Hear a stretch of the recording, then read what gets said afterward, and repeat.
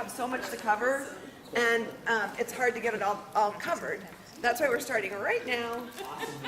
And I'd like to start with having all the committee members say your name. So I'll say mine. I'm Kirsten Keith. I'm the co-chair of the committee, and we'll go this way. Adina Levin. And on any context, like I'm representing the Complete Streets Commission on this committee. Sarah Staley, Jake Park and Rec. Diane Bailey with Menlo Spark. I'm Jackie Seabrian. I'm a resident of Belhaven. I'm Andrew Barnes. I'm at large. I'm sitting next to Jackie, who has an awesome electric bike. Yep, right there. Henry Riggs on the Planning Commission. I'm Jen Mollison, representing Parents for Safe Routes. Great, and then we have Christiane Choi from the city of Menlo Park, and I'll just have can you just announce your names and raise so that everybody knows everybody's names? Go ahead, Mark. Mark Spencer, the principal in charge and the project director for W-Trans, leading the consultant team on behalf of the city. I'm Jeff Knowles. I'm with Alta Planning and Design, a sub-consultant, part of Mark's team. Katie DeLumen-Byers, she's also a sub-consultant on Mark's team. I'll be taking the notes tonight. Yes, and thank you, Katie, for taking the notes last time. And Katie's really diligent about this, so whoever wants to speak, also when we have public speaking, if you could just say your name before you speak so Katie can take it all down, it's so helpful. And then Kevin.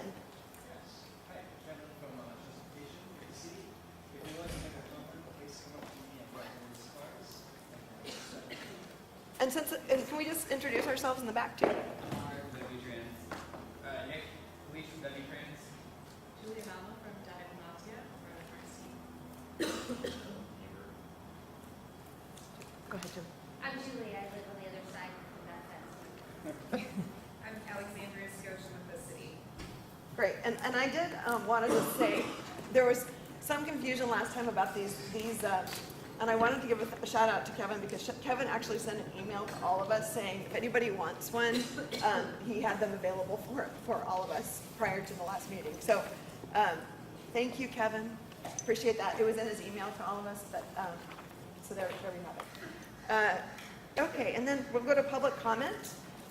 If there's anybody who would like to make a public comment, please see Kevin. He's got the public comment cards, and we're happy to have public comment and public participation in our meeting. Under public comment, the public may address the committee on any subject listed on the agenda, and each speaker may address the committee once under public comment for a limit of 3 minutes. The committee cannot act on items not listed on the agenda, and therefore the committee cannot respond to non-agenda issues brought up under public comment, other than to provide general information, which we're happy to do. And then we're going to get on to our regular business, which is present the project overview, and we'll introduce, again, we have the open house format. So you'll see these, like we had last meeting, where we'll go around to the different sections, and we'll have people there who will be able to respond to your questions, and then we'll reconvene and have a discussion about them. And hopefully tonight, we'll be able to get into listing projects, prioritizing and seeing which ones we think are we want to rise up, which are missing, and have more of a discussion, because we didn't get to do that as much last time, and I think Christiane is going to have a more condensed introduction too. All right, thank you. Madam Chair, Yes.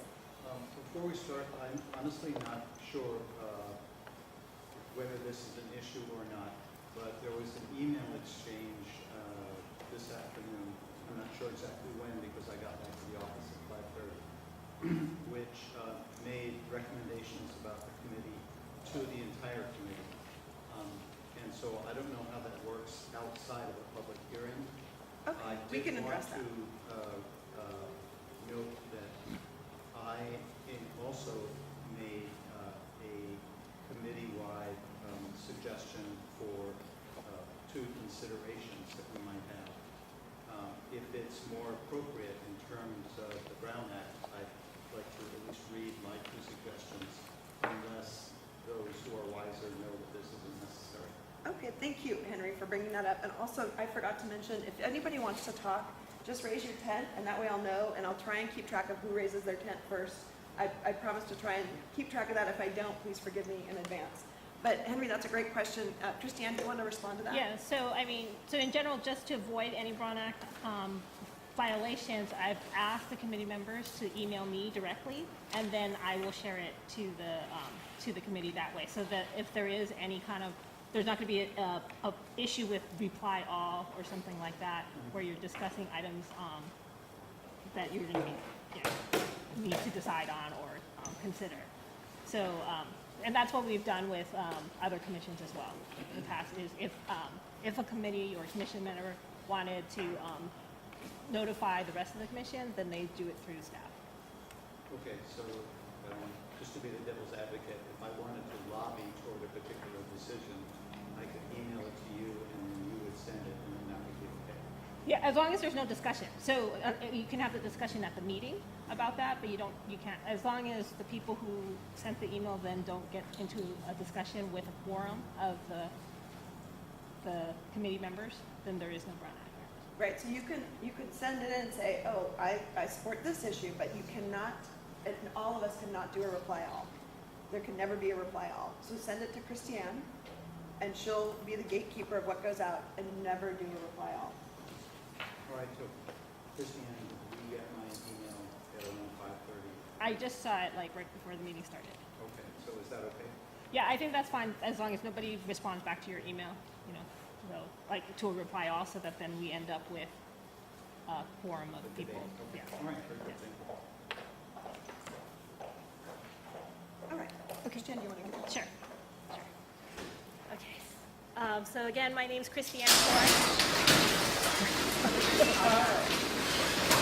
Wow. It's a smart building. It knows when to close it and when to open it, okay. Yeah. It's very futuristic. Okay, so again, my name's Christiane Choi, Senior Transportation Engineer with the city's Transportation Division. And we're here tonight. This is the second of a series of 3 meetings to discuss the strategies and recommendations for the Transportation Master Plan. And so I'm just going to kind of just go over the background and goals and purpose. I know we did this last week, but there's some people who weren't there at that meeting at the beginning of the meeting, and then there's also some members of the public, so I just want to set the context, and then we'll go into the rest of the format of the meeting. So, is that already? So, as you know, the Connect Memo is the start of how the Transportation Master Plan got started. That was approved in late 2016. It's part of the Connect Menlo General Plan update. There was a circulation element update, and in that circulation element, it included a program to develop a transportation master plan for the city.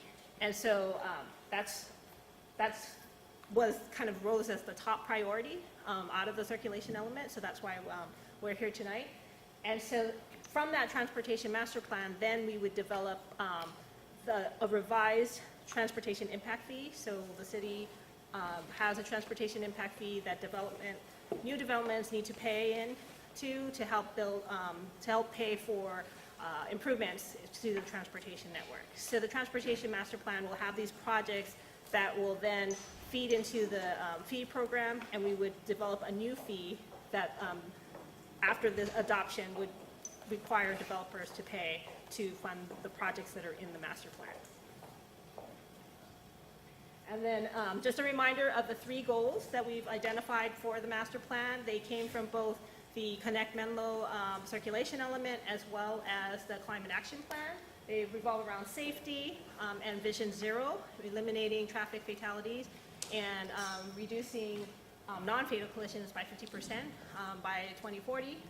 And sustainability, that's the one that we want to focus on meeting the climate action plan goals of 27% greenhouse gas reduction. And then mobility choice, which is also some circulation element policies which revolve around developing transportation improvements that affect all modes and abilities. And then we also have 9 prioritization criteria. These criteria we developed based on community input, and these range from cost, ease of implementation, the greenhouse gas reduction, the effectiveness of the congestion relief, whether there's a school nearby, whether it's located in communities of concern. And as we move forward through the process, once we identify these lists of projects from these 3 meetings that we're doing, we're going to be going out to the community for a public open house, both online and in person. And on the way to that process, our project team is going to be developing a scoring system that will be based on these prioritization criteria, which will then rank the projects that we have identified. So this is just kind of what we've done so far to date. The project got started last summer with community outreach. We had in-person events, community events, the downtown block party, a concert event, as well as an online open house that we held. And then we developed those goals and the prioritization criteria. And then we've determined to have 3 of these series because there's so many projects. I think we have over 170 projects on our list. We determined we need more meetings for the committee to be able to digest them and provide time for them to review. So as I mentioned earlier, this is the 2nd meeting. We're focusing on the central area of the city. And then we have one more meeting coming up in a couple of weeks. And so now I'm going to turn it over to Mark Spencer to go over how we develop the recommendations. Thank you, Christiane. So the document which the OOC received last week, and I know several of you now have printed copies of this, it's a draft strategies and recommendations working paper. So it's designed to be a draft, and it's the sum total of a lot of the work that we've completed to date. It includes the list of all the projects, including descriptions of those projects, the trade-offs that go with those, some of the benefits. And the list, people say, well, where did this list come from? And, we went out last fall and we started this process. And the process started with framework for development, in other words, the other projects that have already been completed or are underway, the Samtrans Dumbarton Corridor Study, Dumbarton Forward Project. There's a lot of transportation studies that the city has completed. And so on, and we looked at these, and then we also went out and we went through a round of community engagement where we went to a block party, we went through music in the park, we had online engagement, we had surveys, we had a meeting with the OOC in October of last year, and we started to do a lot of this intake, and we started to develop projects, but also we realized there's sort of 4 high priority corridors, and of those, Bayfront Expressway, Willow Road, El Camino, and Sand Hill, 2 of those are part of what we'll be discussing here tonight, which is part of Willow Road as it extends from Bay to Middlefield, as well as the El Camino corridor. And then we just took a look at all of the other recommendations. We started building from that point. It just started building and building, and we got to a point where I think there's as Christiane said, 172 or 173 recommendations. And of those, there are certain ones that we need to discuss in more detail where we really need the OOC input. Are we on the right track? Is this ready to go to the public? Is it ready to go live? What are the pros and cons of some of these? Are there things that we're missing?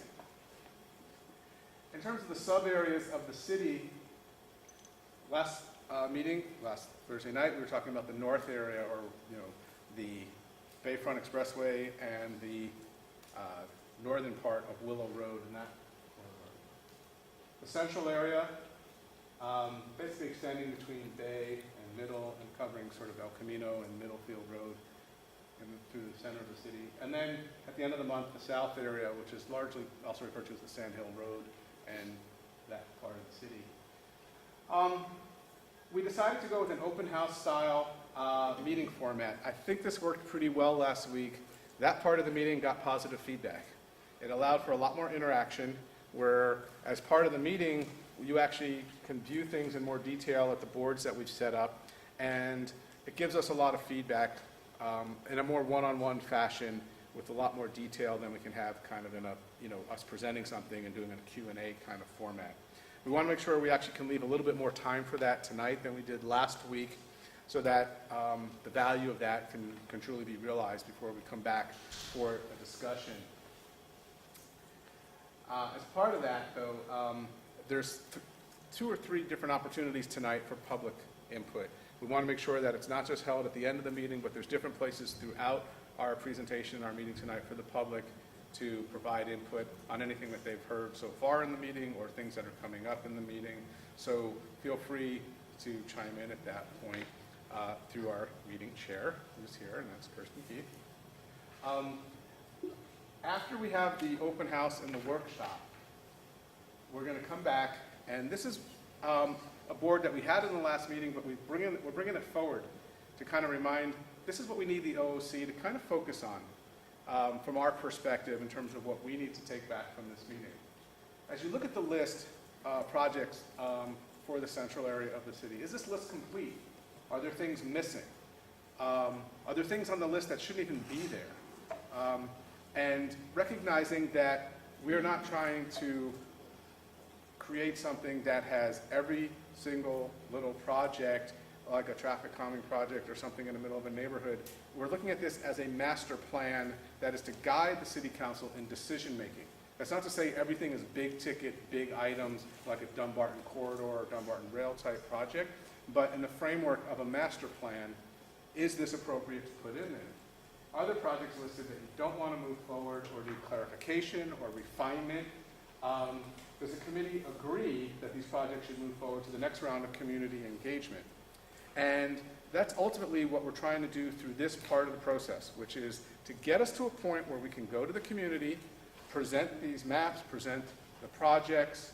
I'm looking around, there's a citywide map over here. This is actually one of the more compelling maps. If you haven't had a chance to look at this, this kind of shows the totality of where the projects are located throughout the city, concentrated on certain corridors. And they say, well, how did we get there? Well, the point of this is we compared a lot of collision statistics, accident history, traffic volumes, where we've heard people saying this is an area of concern, and all of that intake that we did for months and months through last fall and into the winter led us to realize not only do we have these concentrations in certain corridors, but then the projects tend to fall in line with that as well. That's not to say there might not be an issue on a different street or a different street corner, but in terms of rising to the surface of what we think as our draft goes forward towards a plan, these are where they're located. So you can kind of get a sense of the concentration of where we are in terms of tonight's discussion. So this is what we're going to come back with after the workshop and want to have a discussion of this. So with that, I think we go to quickly check on Public comment. and then we go to the workshop. Is there anybody, I don't think Kevin has any cards, but would anybody like to speak during public comment right now? No? Anybody, you takers on public comment? I know, if you have a public comment, you're doing that. If you don't, we're going to go to the board and then have discussions with the boards. We'll come back as a group and we'll take public comment later too. Great. Yeah. So, okay, so with that, we're going to take, how many minutes are we doing for this? We want to reconvene around 7, we'll take a break around 7:15-ish. Do you have the timeline Yeah, in front of you? You want to reconvene at 7:15? Reconvene around 7:15. So we have 25 minutes? So roughly 25 Yeah, to 30 all minutes. right. So, yeah, Mark. Yeah, so if I may, just really quickly on the setup of this. I know some of you were at the last meeting, saw this before for the benefit of the public.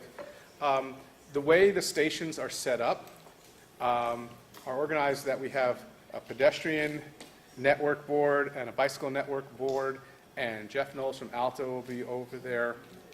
There's a mobility choice, congestion relief, what we consider, think about like traffic operations, as you were. And we'll have that, excuse me, that one will be in the middle, and I think Nick Bleach from my office will be there from W-Trans. Sustainability, which it has to do with meeting the goals of the Climate Action Plan, things like TDM and other types of projects, and we can just talk about general sustainability goals of the city. I will be over there with Alex from the city, and then over here is a board focused on safety, and Kevin will be over here at the safety board talking about collision avoidance, and things that are really directed towards safety and safety improvements along these certain corridors. So hopefully you can make your round to all of these. We're all available to answer questions that you have. There are, as you see, these plain whiteboards right here for us to take down comments. Please, by all means, feel free to write your comments on there yourself. We also have little sticky notes and pens, any way in which you want to provide that input to us, we're willing to take because it's important for us to hear good, bad, indifferent. That's not relevant to us. We just want to hear what you have to say. So with that, I think we should break and head into it, and we'll give you a couple minutes notice before we try and wrap up this part of the meeting.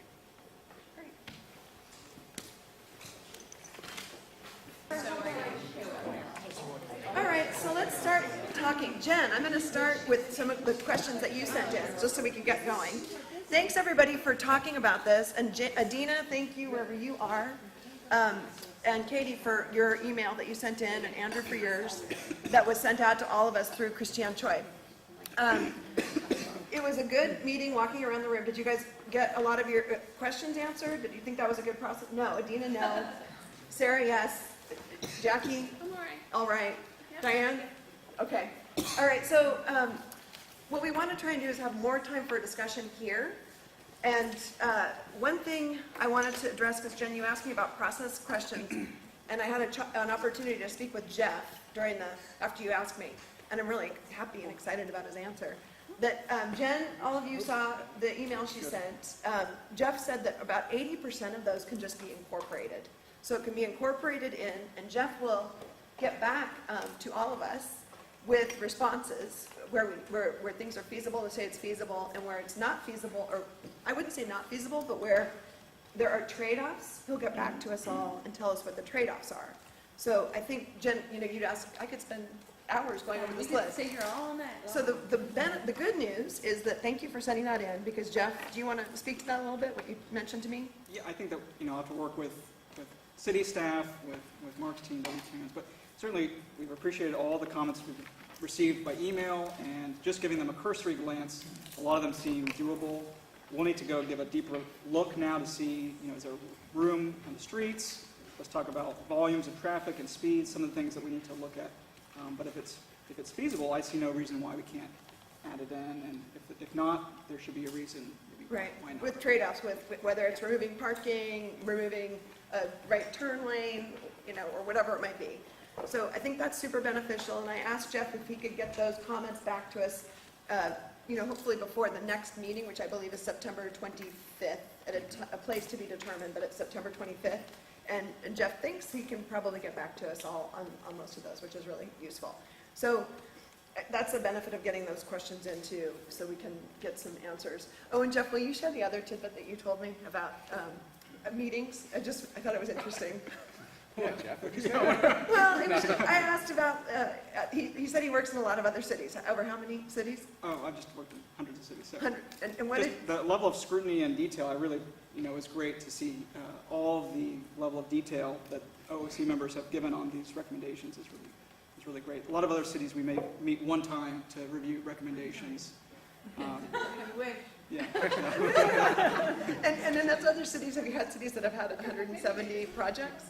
Yeah. You have. Okay, so I just thought that was interesting to share with the group, because it's interesting to hear what other cities do. That's how you learn. So thanks for sharing that with us. Okay, now would you like to give a presentation, Mark and Christiane,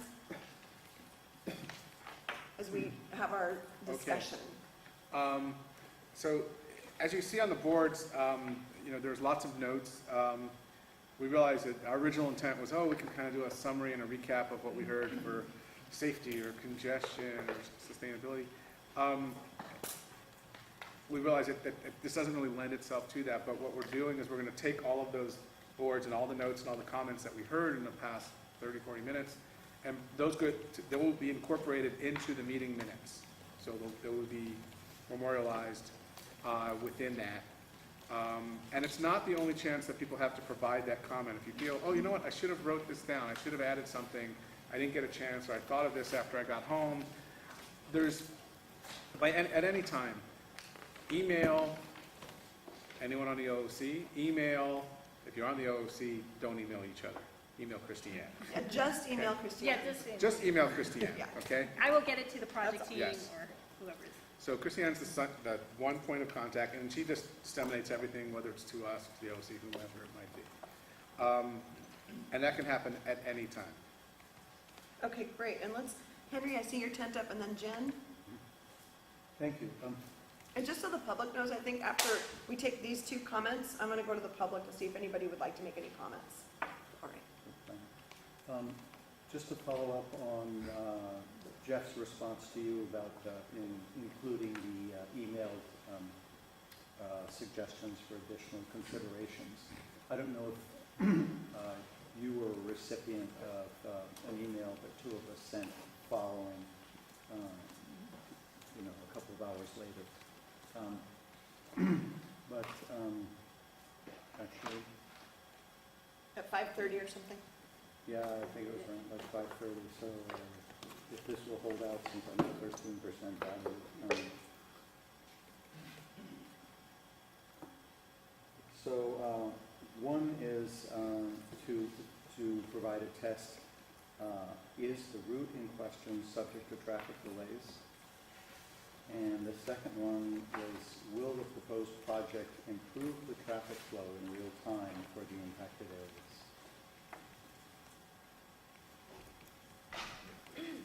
Simple as that. And those tests would just keep us honest as we try to work our very important goals about pedestrian, bicycle, and overall safety issues, that is still in the context that the largest number of users of our streets, by far, are the people that have to get to school, have to get to the grocery store, have to get to Portola Valley for the meeting, and then have to get home by 6. Okay, thank you. And then Jen, and then we'll go to the public. Yeah, I have like a policy kind of a question. I was speaking with Nick, one of the great consultants here, about level of stress. And this kind of goes to a broad question. So there's engineering tools that are used nationwide to look at volume and speed and classify certain things based on certain formulas. Level of stress is one of them. And level of stress is how a cyclist feels when they're on any portion of a roadway of the network. And if we as a community want to look at level of stress in a neighborhood way, thinking of an 8-year-old to an 80-year-old's ability to get to school, to get to the grocery store, to get to where they want to go at peak times when they want to go, can we listen to the level of stress tools and the engineering guidance, and then is the city at any level allowed to use their own judgment and make recommendations that may use lower thresholds? Maybe the volume on a certain street doesn't meet the criteria that the manual says it has to meet, or that the speed is 1 mile lower or something. Are we constrained by these engineering tools, or are we allowed to make policy decisions that have the interest of our neighborhood? Yeah, that's a great question. Christiane, do you have any knowledge about that? Or Mark? So, I mean, This question's come up in lots of different types of projects that we work on. Generally speaking, the answer is no.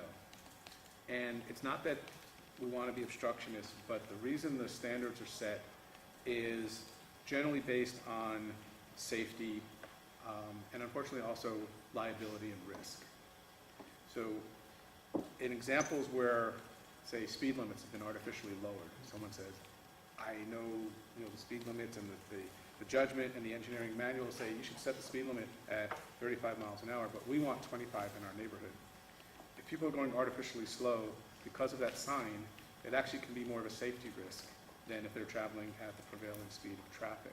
That puts the city at risk, and it puts people at risk. So there are reasons for the engineering standards. You can apply judgment within pretty narrow bands. So there's if you wanted to recommend something and say, well, you know what, we want to look at this because it's more appropriate on a Menlo Park street to apply it this way than what a national standard says, we can look at that, but there's not a whole lot of latitude, frankly. And I'm not looking at speed limit, more like bicycle facilities. No, I understand. I'm just using speed limit because it's an easy example for everyone to kind of gather, but it apply to any kind of standard. So as in terms of literally in terms of what we recommend, a lot of it goes back to that's the safest and also the recommended practice for a reason. Can I ask a follow-up question? Absolutely. So if you put a bike lane on a road that doesn't have the volume and the speed that is necessary, how does that become a safety or a liability issue? I just don't understand. I'm not. Right. Can I clarify what you're proposing or an example of it? Yeah, let's just say on Gilbert. Mhm. If you wanted to put bike lanes on Gilbert, but let's just, I have no idea what the speed and the volume is on Gilbert. Mhm. But let's say that doesn't meet the threshold. So what would be, if the community came together and all the neighbors decided this was something that they supported doing, maybe taking away parking on one side of the street and doing that, and that was Sure. a community will, then what is the safety or liability issue in doing that? So in that sense, that would be looked at as, okay, you can use judgment and say, well, if you want to put something on a street like Gilbert where you would, and through the metric to say, well, it has lower volume, it has lower speed, this would be a better choice than keeping the bike traffic on Willow. Or I'll give you an extreme example. Would you rather have bike traffic on Bayfront, or would you rather have it on Ivy or Hamilton or something like that? Mhm. So that's extreme because Bayfront's a very high stress kind of environment, right? If you ask the question in reverse, well, what if we don't want it on a local street for whatever reason, but we want to put it onto a higher street like a Willow or a Bayfront or something like that, that is a higher level of stress, then the answer would be more clear. It would be like, no, you wouldn't recommend going the other way. But but if you downgrade to a lower stress street or one that has lower volume or lower speeds, there should be no issue with that. Does that make sense? It might not, but I feel like we're gonna have to keep going because it's Right. 7:30 and we can come back to it, but I wanna make sure we get lots So of whether comments you're- in here. it's like And which do way we you're have any trading up or public down. comments?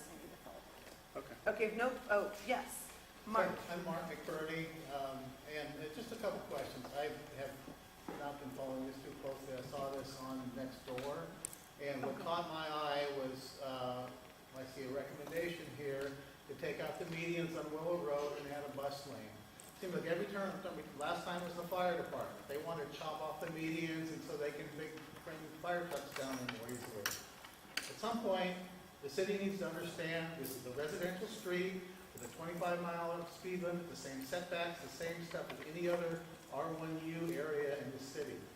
And we just can't keep dumping more stuff on. I don't see any recommendations here as far as the Palo Alto traffic. This is a big backdoor corridor for Palo Alto. I think we all know that. Thank you, Yeah. yeah, we do. Thank you, Mark. And we do have a lot of recommendations. We have 170 recommendations, but there are several that actually deal with that issue. Number, I think 49, 70, all these maps up here have little numbers on them which correspond to that specific intersection, so you can see some of the ideas. And we're a group that's come together to talk about this, but I appreciate your concern as you live on Willow and you're concerned about that as well. Do we have any other public comments? If not, I'm going to bring it back and I think, oh, yes, Katie?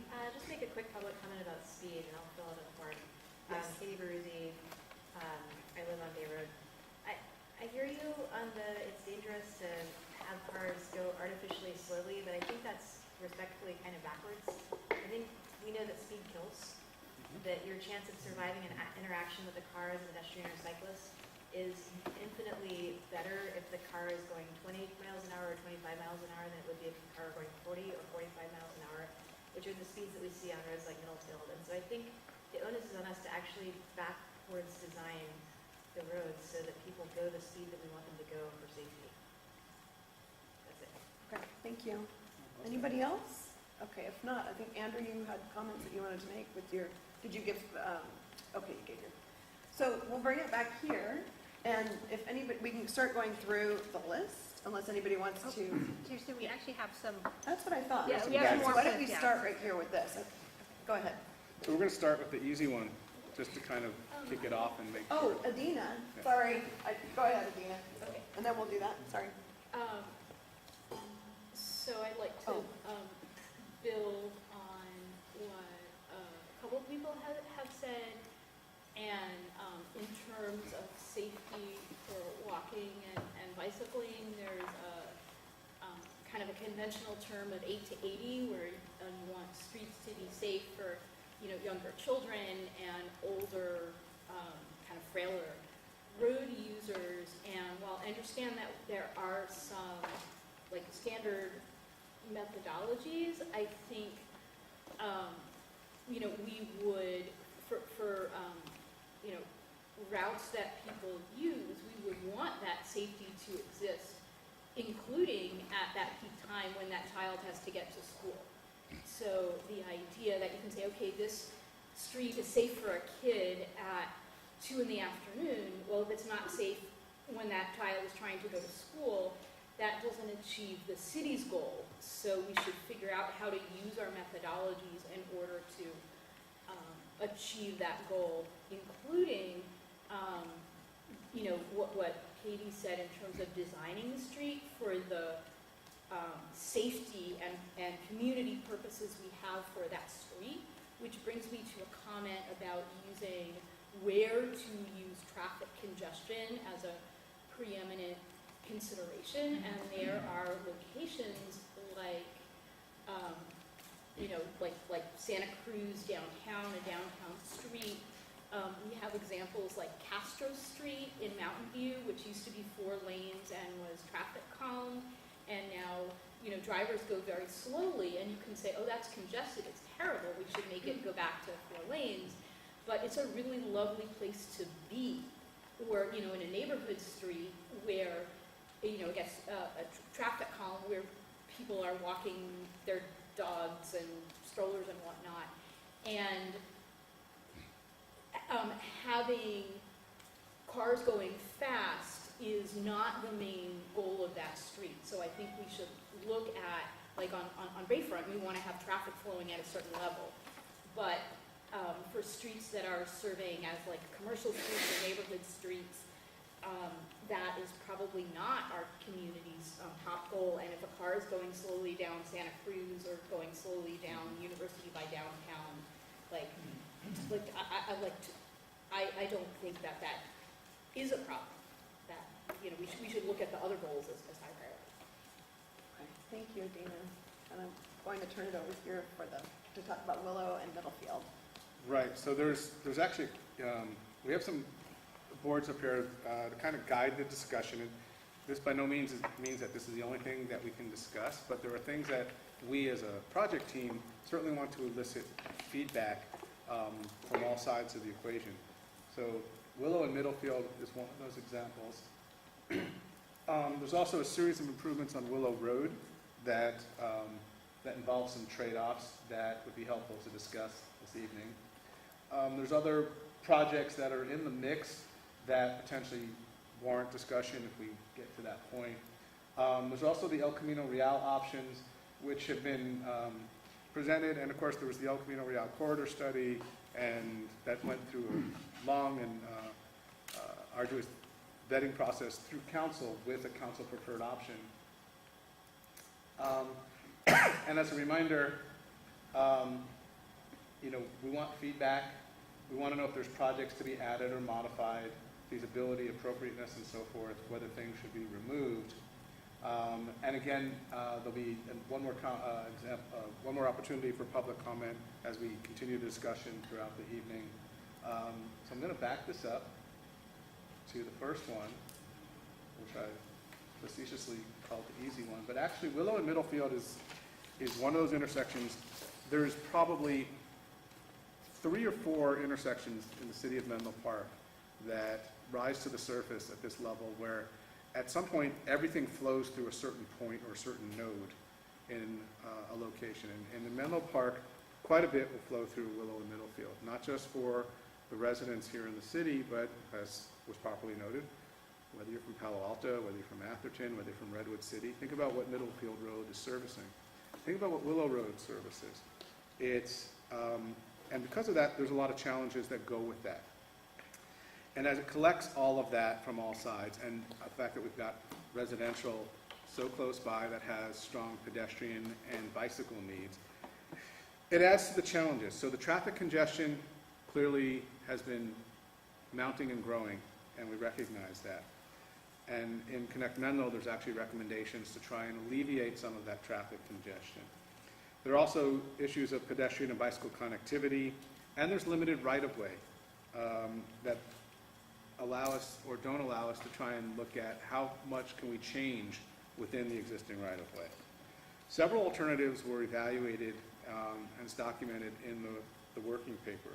A road diet, which includes things like narrowing of lanes, slowing traffic, creating that traffic calming type effect. What does that mean? That means that queues get extended, vehicular delays grow quite a bit. Pedestrian and bicycle safety certainly gets improved with most road diet projects, but because of that node and where it's located, the effects of how far that congestion spreads then increases. That's a trade-off, okay? Protected intersection components. When you protect an intersection, in this case we're talking about like a protection for bicyclists and pedestrians who need to cross or maneuver in one direction or another through the intersection. We also looked at a roundabout option. This is something that's come up and was asked as for us to consider. There are different kinds of roundabouts. They have different sizes. They have different requirements. Part of a reason for a roundabout is that it allows for smoother traffic flow through a certain node. In this case, probably not necessarily to the benefit of everything around it, because as you smooth traffic through the intersection, where does it go? It winds up getting stuck at the next block, which means that it's backing up through the roundabout. That's what we noticed. So the roundabout itself can function very highly, but it doesn't really add to the overall traffic flow on Middlefield and on Willow Road, at least on the Willow Road direction coming from the north or from the Bayfront side heading towards Middlefield, which is the more congested part of it. As part of that, the recommendation that's in the working paper now, and this is for discussion, there's three elements to it. First, what we call a right turn overlap. Really what that means is we take out the pork chop or that channelized island that goes from Willow onto Middlefield northbound. What that does, it'll force vehicles to come to a stop and make a 90-degree right turn onto Middlefield. That will slow that traffic down and cause a bit of backup for those right turns, but it'll shorten the crossing distance for people walking across Willow Road. Generally speaking, that's being done in many places throughout California on state highways as well as in a lot of local cities. That's a very common practice where we decided, those pork chops that were put in the 50s and the 60s and the 70s to keep traffic flowing very quickly had a lot of, they were all at the detriment of pedestrian and bicycles in a number of different ways. So as a trade-off, that was added in, and we said, what's the effect of that? And that was analyzed in the report. That's number 47, just so everybody knows. Yeah. Mark? Yes, If I may, there are some of these conclusions that look like they have been used before and predominantly work well, and therefore they are part of the toolkit. In some cases, they might benefit because the wrench on the faucet handle might not be good for the plating on the faucet handle, and it might take some extra thinking.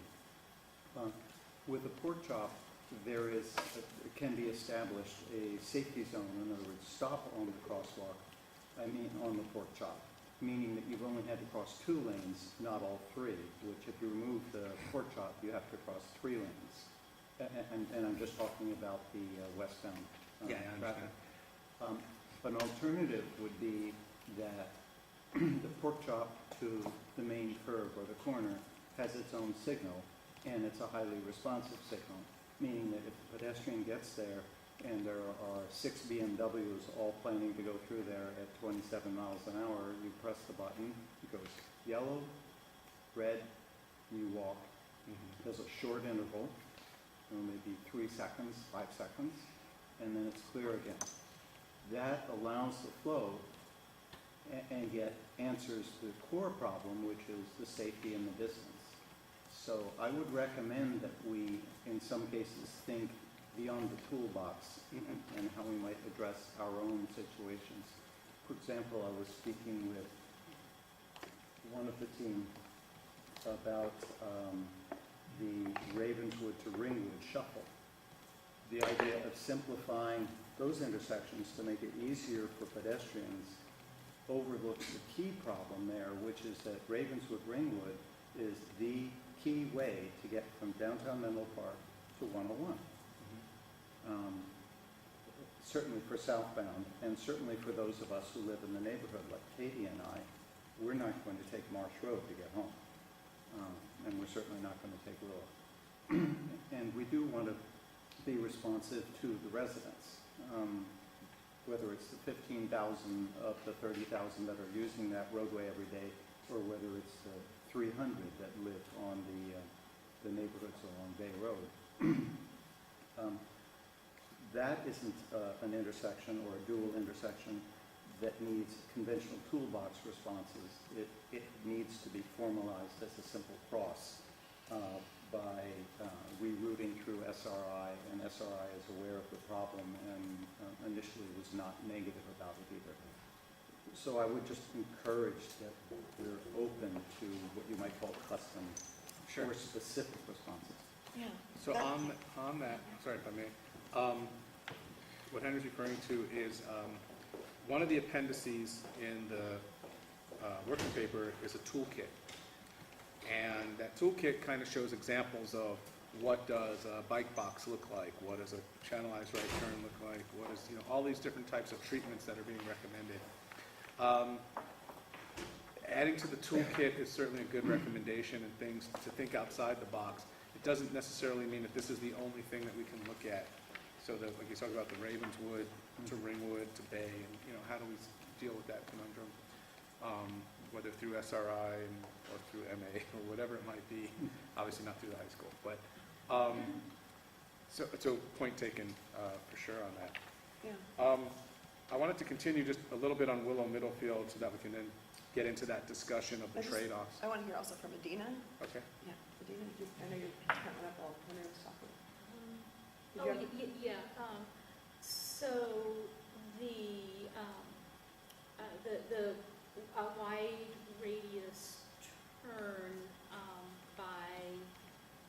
in front of MA, that is also a route where a great many children use walking and bicycling to get to and from school.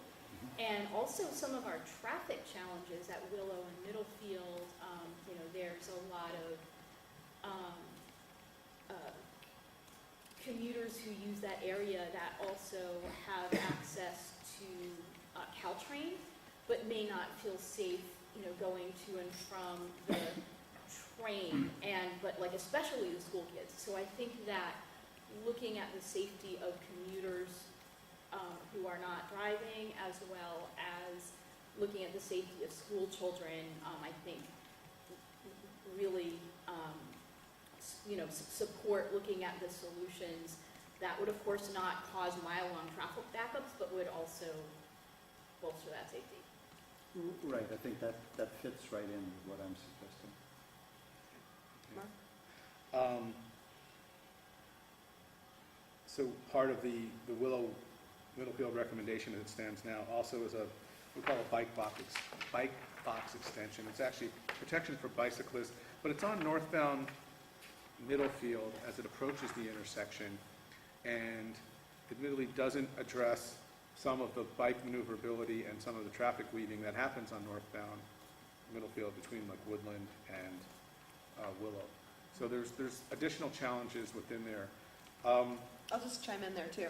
One suggestion was made on the board back there to remove the right turn. If you're going northbound on Middlefield, northbound on Middlefield from Woodland towards Willow, to remove the right turn lane there and put a bike lane in. And so make the corner a 90-degree turn and have a bike lane, and put one of the projects that's already listed in here is a bike box across the whole all the northbound lanes.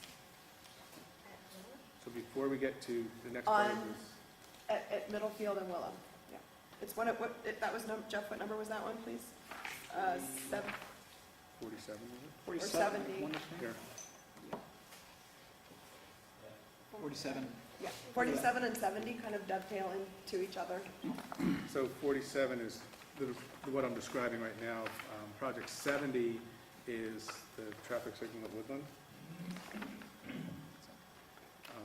I do not have these all memorized, except for, Yeah, I happen to know those two because we were just discussing, I was discussing them with Andrew earlier, so. It's helpful if we can go to the numbers when we talk about it, so we can all, put ourselves there. So before we get to the trade-offs discussion with the OOC, just wanted to poll the team if there's anybody from, if Jeff or Nick or Andre, if you guys have anything to add on this, now's a really good time. Perfect question. If not, then Jen. So what's difficult for me as an OOC member is I do care about traffic delays. I don't want traffic delays. I have no idea if you're talking about a 5-second vehicular delay or a 3-minute vehicular delay. And I think I need some kind of Context. scope Yeah. or some kind of context when you say traffic delay, what that means. Okay, so in the packet, I'll make this easy, the very last page has, Sorry, I missed that. I know, Got to read to the end. some people read the last page in a book first to see how it ends. This is how it ends. That's in the big packet, right? It's in the big packet.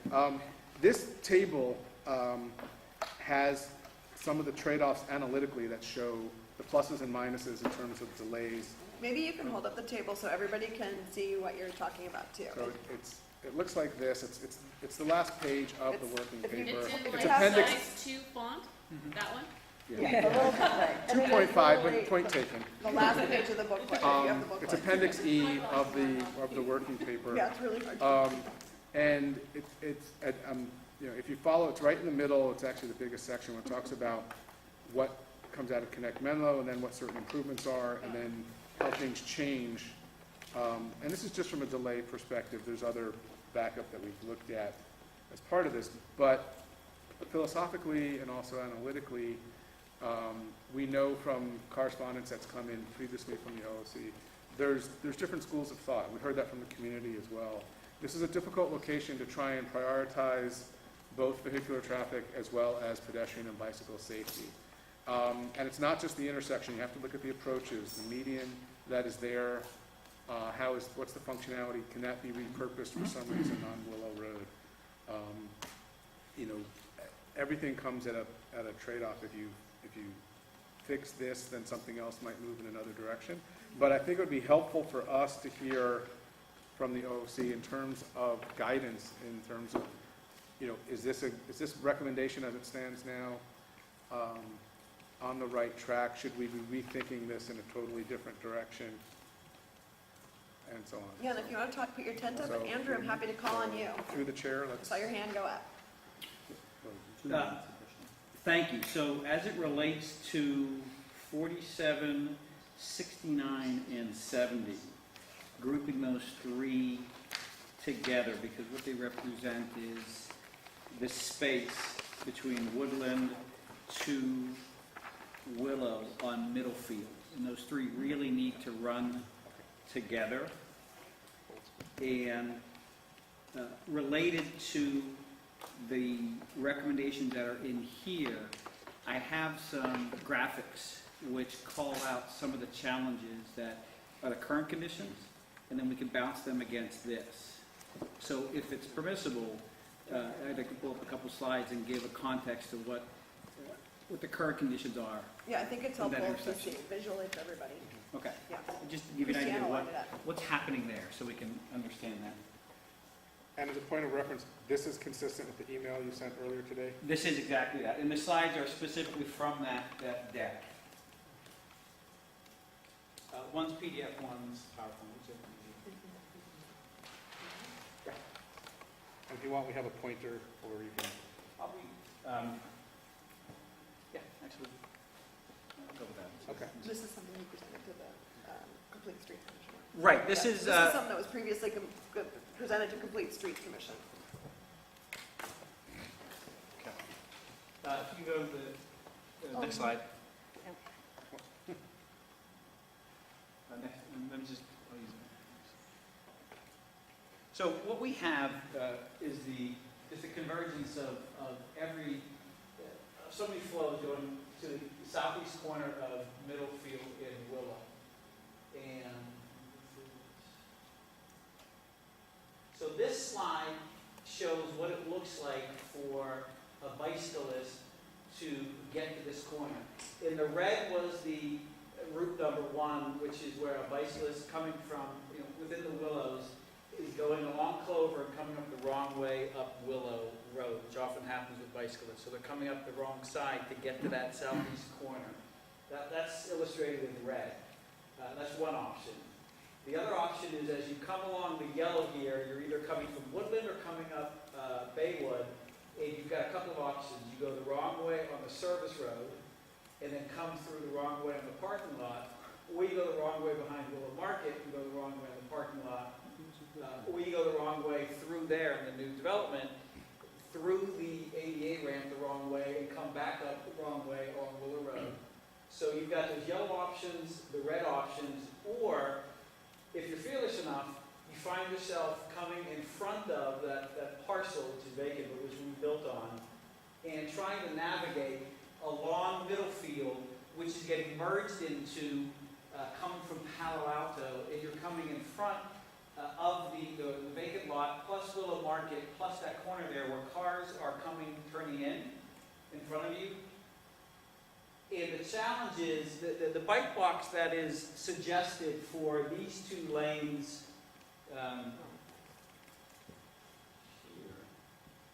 right. So the bike box is suggested for this. The challenge is getting to here is not safe, plain and simple. The ability to merge in here and come along here and get into this area is challenged by all the activity you have going on here. So what I want to solve for is, while this is a good idea, we have to solve for the access to get there with all this merging traffic and with all the different routes here. And this plan doesn't lay that out. So unless we solve for the ability to get here, we have not solved for the problem that we're trying to solve for. That is what's problematic about this from a bike perspective, right? And that is, there's nothing in the plan that addresses that. So I want to add something. That's the issue I brought up a minute ago about removing the right turn lane from Middlefield, turning right onto Willow. And so making it a T intersection, an option is to remove that right. It's not in here now, but we want to add it to remove the right turn lane, and that would help a little bit. And then get rid of the parking in front of Willow's Market, and have a bike lane there instead too. So it's something to add. So this is the bike issue, right? And since I'm on a clock, I'll continue to the next one, which is, okay, so this is, if I go to vehicular, what is challenging here that needs to be solved for. If you are a driver and you're coming out of Woodland, right? And you're going south along Middlefield, you have to navigate cars which are now, because there's no natural brakes, because of the road diet in Palo Alto, are coming at an unabated speed, coming this way. So to avoid getting T-boned, you have to swing around this way, but at the same time, you've got merging traffic, which is coming off of Middlefield trying to get into Woodland. You've got traffic which is queuing up to get into Willow Market. And you've got traffic which is on the far lane, which is going this way, which you can't see due to visual impediments along the way. So for anyone coming out of Woodland or coming from this area of the Willows, it is a death-defying feat every time you come and try to merge onto Willow. So the 2 areas I want to highlight, because these are all intertwined, is bike getting out of the Willows in front through this intersection. I don't care if you come the wrong way up Willow, if we do a double bike lane that way, or if we figure out how to make it protected. And 2, this vehicular turn out of the Willows onto Middlefield, because both of these are very dangerous and are the bane of everyone's existence in our neighborhood. So that's the color for 47, 70, and the other ones, Right. as best as I can explain it. So 70 puts a signalized light at Middlefield at Woodland. And one of the best case scenarios is there is a signalized intersection which is proposed. You can move it that way. But tracking this, there's also a lot of pedestrian traffic. None of this is marked clearly. there's not clear marking here, there's not keep clear sign is going down. So from a pedestrian standpoint as well, this needs to be marked, and if we have an intersection there, you have the ability to navigate this vehicularly, pedestrian, or from a bike perspective. Great. Yeah. Thank you. Thank you. Okay, good. So that was helpful. Adina, you got your tent up? Yes, I've got a couple of supportive comments filtering what Andrew said and then relating to a couple comments about this. And one is, I think this really illustrates the concept of safe routes to supermarkets, not just safe routes to school. Because people going to that Willows Market, most people coming there are not coming from 5 miles away.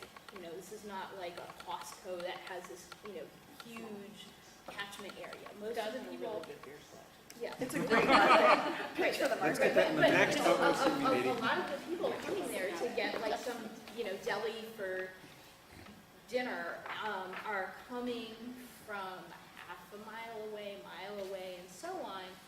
And, it would be, and like, if you're doing a, big family shop and you need your large vehicle, but if you're just like, popping over to get some milk or deli, then it would really be fantastic for someone to be able to safely go and run their errand from 5 minutes away by walking and bicycling. And if you made that safer, it would help with the congestion and the health of our local community. And if a child could go to pick up the ice cream, at the age of 11 or whatever, like that is physically healthy and mentally healthy to be able to do that. So I think that is some solving this problem about how do you get to the grocery store, not only in a car, would be really good for our community in a variety of ways. And then the other thing that was raised about this issue was about a concern about buses and also concern about travel into Palo Alto. The thing about it is that people traveling that route to go to Stanford, half of them are already taking transit or carpools, and there is a bus route that goes there. However, the challenge with that bus route is that it gets slowed in car traffic, such that if we did some things that made that bus route more competitive, then yeah, that's an extra bus, and gosh, doesn't that feel industrial?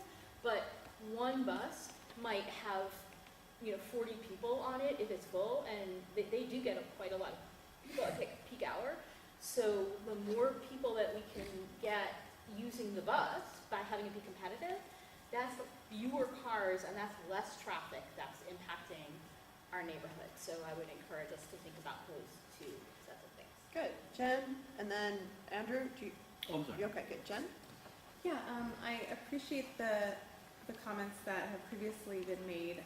In general, I think we need to think more creatively about kind of the area that Andrew pointed out as we stated in our email. A request I have of staff and the consultants is kind of as they've been mentioning, we're talking about getting people from the Willows, out of the Willows to schools, to Burgess, to the market. I would love to see, and I don't know if this analysis is possible to do, but in general, looking at where people are and where they're going in Menlo Park, and if there's a way to kind of look at these networks, kind of like heat maps, or I know for the schools they have enrollment maps, and that helps to narrow in on kind of what routes and networks need to be looked at. But it would be really helpful to kind of look at different areas in Menlo Park and where we're actually trying to get those people to go, as kind of a build off of their comment and our request. Great. Thank you for the comments, and take it back to Mark. Henry, did you have a comment? No? Okay. Mark? I don't know who pointed to you. Mark pointed to you.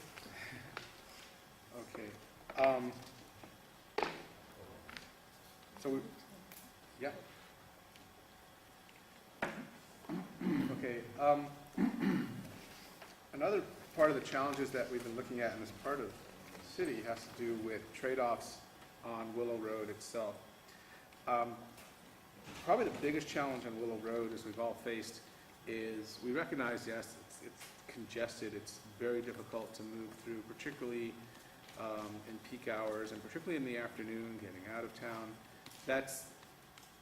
We recognize that, and there's opportunities, but at the same time, the right-of-way and the number of lanes and what we're looking at on Willow Road changes along several different segments. And that also creates bottlenecks. So at parts, you have multiple lanes, sometimes you have one lane in each direction. Parts of it have a median, some parts do not. And some of the things that we've come up with, and we do need to kind of get some feedback on this part of it. There's 3 things in particular. Okay. First, the section between Durham and Bay Road, and to give you a sense, if I'm not mistaken, I think the VA is at Durham Road. So between that segment, we can, if we, in each one of these, we talk about when you remove a median. I want you to think about it in this way. If you remove the median, you then have opportunity space. What would you do with that space? If you move lanes over one way or another, if a median is 4 feet, if a median is 8 feet, you've got opportunity to do something with that space and stay within the existing right-of-way. In this particular segment, bike lanes can be installed. We can add that and extend those on Willow. Traveling between Durham and up to Middlefield, there's another option, which is we call a reversible bus lane. It's to add some transit capacity. Ostensibly, it could also be used for emergency vehicle bypass. There's a number of opportunities there, but again, it's reuse of that same space that's used from the median itself. So you're looking at, do you have the numbers for these, by the way, Andy? Or if you- While we're talking about this, I'm just Yeah. asking Christiane if she can pull up Google Earth to put the map up. So It'll help to visualize Yeah. these, yeah, if she can do that for us. Also at Coleman itself, installing a southbound right turn lane on Coleman to help improve some of the backup of what's happening on Coleman, but that also means removal of parking. Much like we have with the El Camino project, removal of parking is sometimes controversial because people need that parking, whether it's for residents, whether it's for visitors, whether it's for commercial activity. So that comes as a trade-off. At the same time, having a separate southbound right turn lane on Coleman to access Willow certainly helps with some of the congestion that's faced on Coleman. I'll just throw out for perspective, it's probably a matter of 4 parking spaces that would be lost. Right, and so it's not a tremendous 100-foot lane. Yes. So part of the discussion and the way we want to talk about this right now is with the median removal projects, they help there's a reason they're on Willow, by the way. They do help separate traffic flow. There's a safety aspect in the channelization. It's not just affects utilities or streetlights or something. Medians have a purpose in terms of traffic flow. But should we be looking at removing those and repurposing them for these types of projects? Are these valuable enough conceptually, philosophically, that these are worth pursuing? So some thoughts on that. And then, These are 35 to 50 project numbers for the Mulvers Willow intersection. Okay, and thank you. Jackie, you had your. I do. So this is more detailed. It's sort of a clarifying question, just in terms of thinking about what it all looks like. To be frank, some of it is, what will that Willow Road intersection look like when it's all finished? Like, which lanes will be through lanes, which lanes will become left lanes? Because what it is now, it's hard for me to envision Sure. how those 2 lanes act, when in reality, only one of those lanes goes through right now. Like, one of those lanes becomes a left turn lane, and it's all a big whopping disaster that I don't drive anymore. But, so that makes it hard to imagine how the bike lanes and all the rest of it fit. Like, how does the through traffic go when it's 2 lanes? Is it, do you understand what I'm saying? Mhm. And it may be that that's already detailed someplace, and I just didn't look carefully. So the specifics on these, we don't have a cross-section of Willow Road that's in here at this time. What we do have in the toolkit are examples of what these types of treatments look like. So I respect what you're saying in terms of those visualization. And there's a little more detail in terms of the benefits and what happens with these projects. As Jeff was saying, in projects 35 to 50, so you can follow it there and sort of see, again, it's text, it's not visual. Okay, but there's, in each of these, there's alternatives. This is, so I'm just gonna jump ahead. Yeah, why don't you go to a specific one? Direct us to it. So 35 to 43 actually take you from Bayfront to Bay Road. And then starting with 44, you get from Bay to O'Keefe and moving through to 50, which kind of takes you, So at our last meeting, we stopped at project 44 about, Right. and then we continued from there to tonight. right, so this actually takes you to 47 where you hit Middlefield Road. Okay. So there's, what we're facing though with Willow is that, we were challenged in the beginning to say, well, can we improve traffic flow on Willow Road? What can we do to kind of alleviate that and, kind of restore the order that once was? We're not getting there. That's not, we've looked at so many things and tried to say, well, can you open it up and say, how do we get more capacity to move more traffic through there? There's actually very little opportunity to do that because of the constrained right-of-way and the ability to add lanes. The most creative thing you can do on Willow Road, honestly, which is not something that's proven to be feasible, if Willow Road was a one-way road, first of all, it would be a very heavily traveled one-way road, and you can do it like peak hour direction or whatever, but you have to think about it from the other perspective. You have a lot of access points on either side that would have to then get redistributed. The redistribution of all that other traffic that now would have to go in different directions, the effect on Marsh Road or something else, the effect on Middlefield, would cause so many more headaches. That's what we've been looking at through the traffic models. But we're thinking about it outside the box. That's the only way to really kind of add capacity on something that's already built out with private property and constrained right-of-way on either side, and a lot of driveways and a lot of other access streets. So what do we do in our plan? Well, what we're trying to do in the plan is to say, how do we have improved mobility and improved person throughput? Can we have more transit moving through this corridor? How would we make that happen? Perhaps through the transit, having that transit lane, for example. And at least that's for part of Willow Road. It's not the full extension of it. Trying to add bike lanes helps with providing opportunity and alternative modes. It's not moving a lot of person throughput, but it's providing other options so people don't have to get in their car to make particularly shorter trips. So we're trying to look at ways to provide options for alternative modes. That also is very consistent with the goals of Connect Menlo, is to look at it in that fashion and not try and build your way out of every project. What we found in the past, and this is, I'm going to go back to the Bayfront example. When Bayfront was 4 lanes and then it was widened to 6 lanes, everyone's like, well, we're going to have, Bayfront's going to flow, it's going to be a lot better. And for a while, things might have looked pretty good. It didn't actually take very long to fill up those lanes, because as you build it, they will come. The same thing is true of Willow Road, except that it's a much more congested situation because of the fact that you've got residents and you have the number of access points that make it more constrained and harder to do something like that. And from a policy perspective, is that something that's really the way to go? So this is, the strategy on Willow has been to try and do all of these other types of solutions to try and create a system of something that makes Willow Road more palatable. But to be honest, we're still looking at something that's going to be, from a vehicular perspective, a congested corridor. And so we're trying to do things outside of Willow and then also on Willow itself.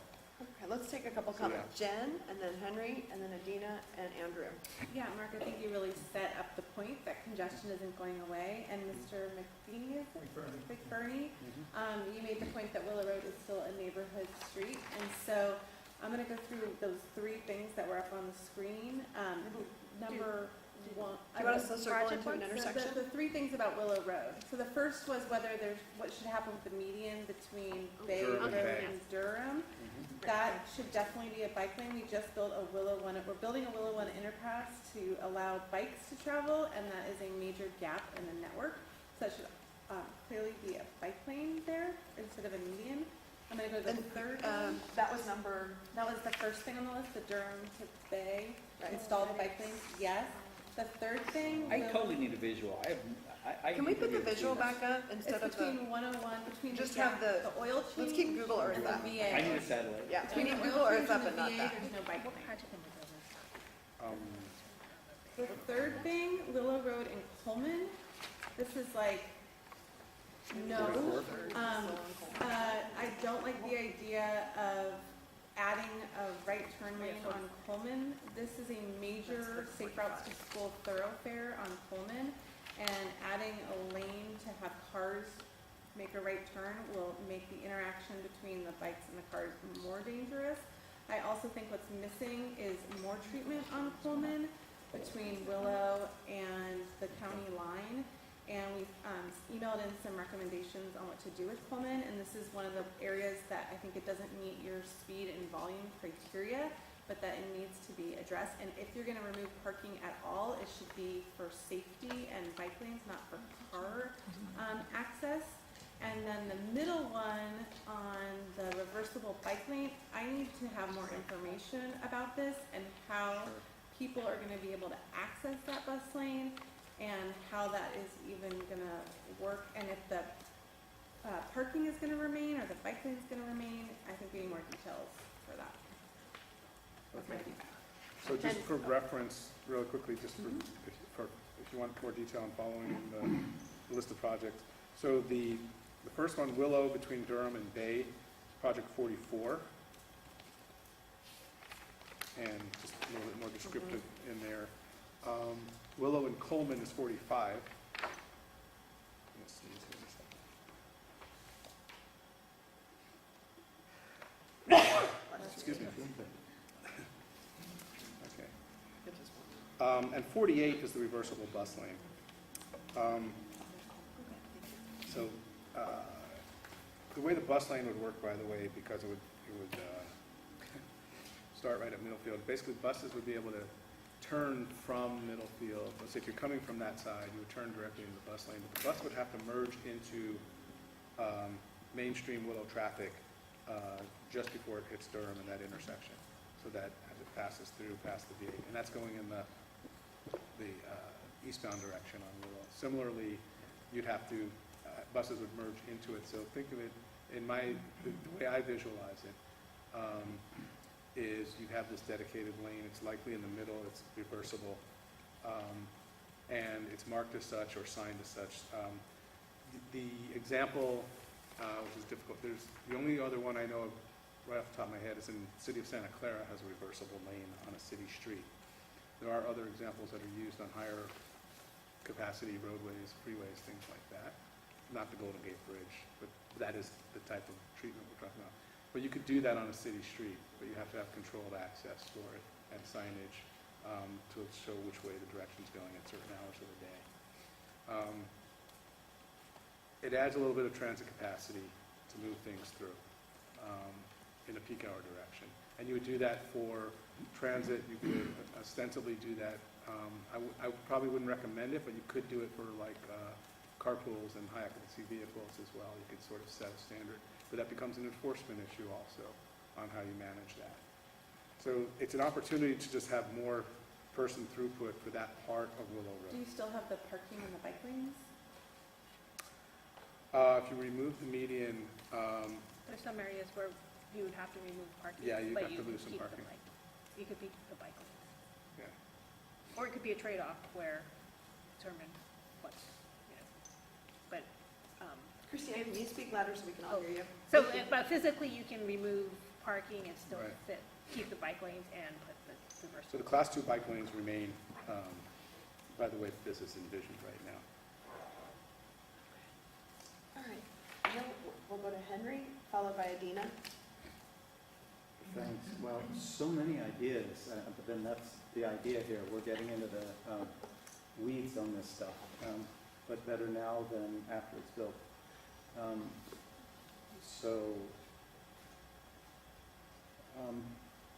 Jackie asked the question earlier, where does the traffic go?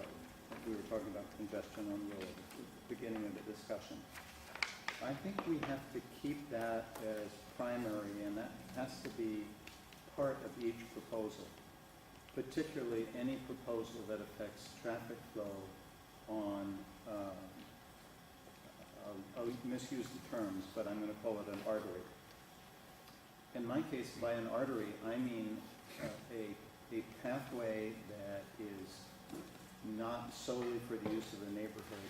It is part of the greater community, so that people from downtown can get to 101, and even people from Palo Alto can get in and out, because we also go through Palo Alto to go down to Mountain View or Palo Alto itself. If I recall my early American history, one of the first tests of order of the new communities, even before the states joined, was that they had to persuade all the towns and counties that through roads had to go through. You couldn't make a decision that you weren't going to let it go through because you decided you didn't want it to disturb your area or your farm. That certain things had to go through. And I think that 300 years later, we still have to recognize that. But to Jackie's question, if we're not improving the flow on Willow, it has to, at least in my opinion, be a better flow than any parallel route through the Willows. Otherwise, Willow Road is not doing its job, and a great number of people in the Willows are paying a price for something that's just unreasonable. So presentations have to include context. Then, Mark, I know you couldn't resist the well-worn comment, build it and they will come, regarding the expressway. But I will point out that it's not building the expressway anywhere near as much as that we rezoned our industrial area, and it was attractive to one large company in particular to greatly increase the volume of traffic there, regardless of the number of lanes, because it's not as if they stopped adding cars when Bayfront Expressway got full. They kept adding, and they're still adding, and there'll be projects completed this year, and we've approved projects that will be completed next year and in 2020. Talk about they will come. So we as a city have a larger responsibility than just the traffic management plan, but that's a separate issue. I would like to comment that on the reversible bus lane, at least to me, it makes a lot of sense, and I think merging back onto Willow can be handled with traffic lights on Willow. That's how the trolley gets across 19th Avenue in San Francisco, near the university. I'll also note that the backup on Willow still has potentials for cure. The jury perhaps is out on the new 101 Willow interchange, but it appears that by taking away the cloverleaf and installing not one but two traffic lights, we've impacted it in the same way that we impacted Marsh Road 20 years ago, which is to prevent a free flow in order to address difficulty merging. That may be what it is, but we still have to flow better than the parallel streets, and that's our, I think that's our duty. And Christiana and Bert, glad to hear that the bike lane can be preserved even if we lose the parking spaces. Thank you, Henry. And Adina, followed by Andrew, followed by Jackie. And then after that, I'll take it to the public. Okay, so I have in going around and doing the tour and looking at a number of the different locations where there was a proposal to narrow the median. I have one overall comment about that topic, and then a couple of little point questions about some of the others I people talked about. So the overall comment about the median is that, they were installed with intent, for safety for driving as well as beautiful landscaping. But as we're considering the various different goals and modes that we have on our street, and there's opportunities to improve, safety for pedestrians or, bus competitiveness with driving, these other goals.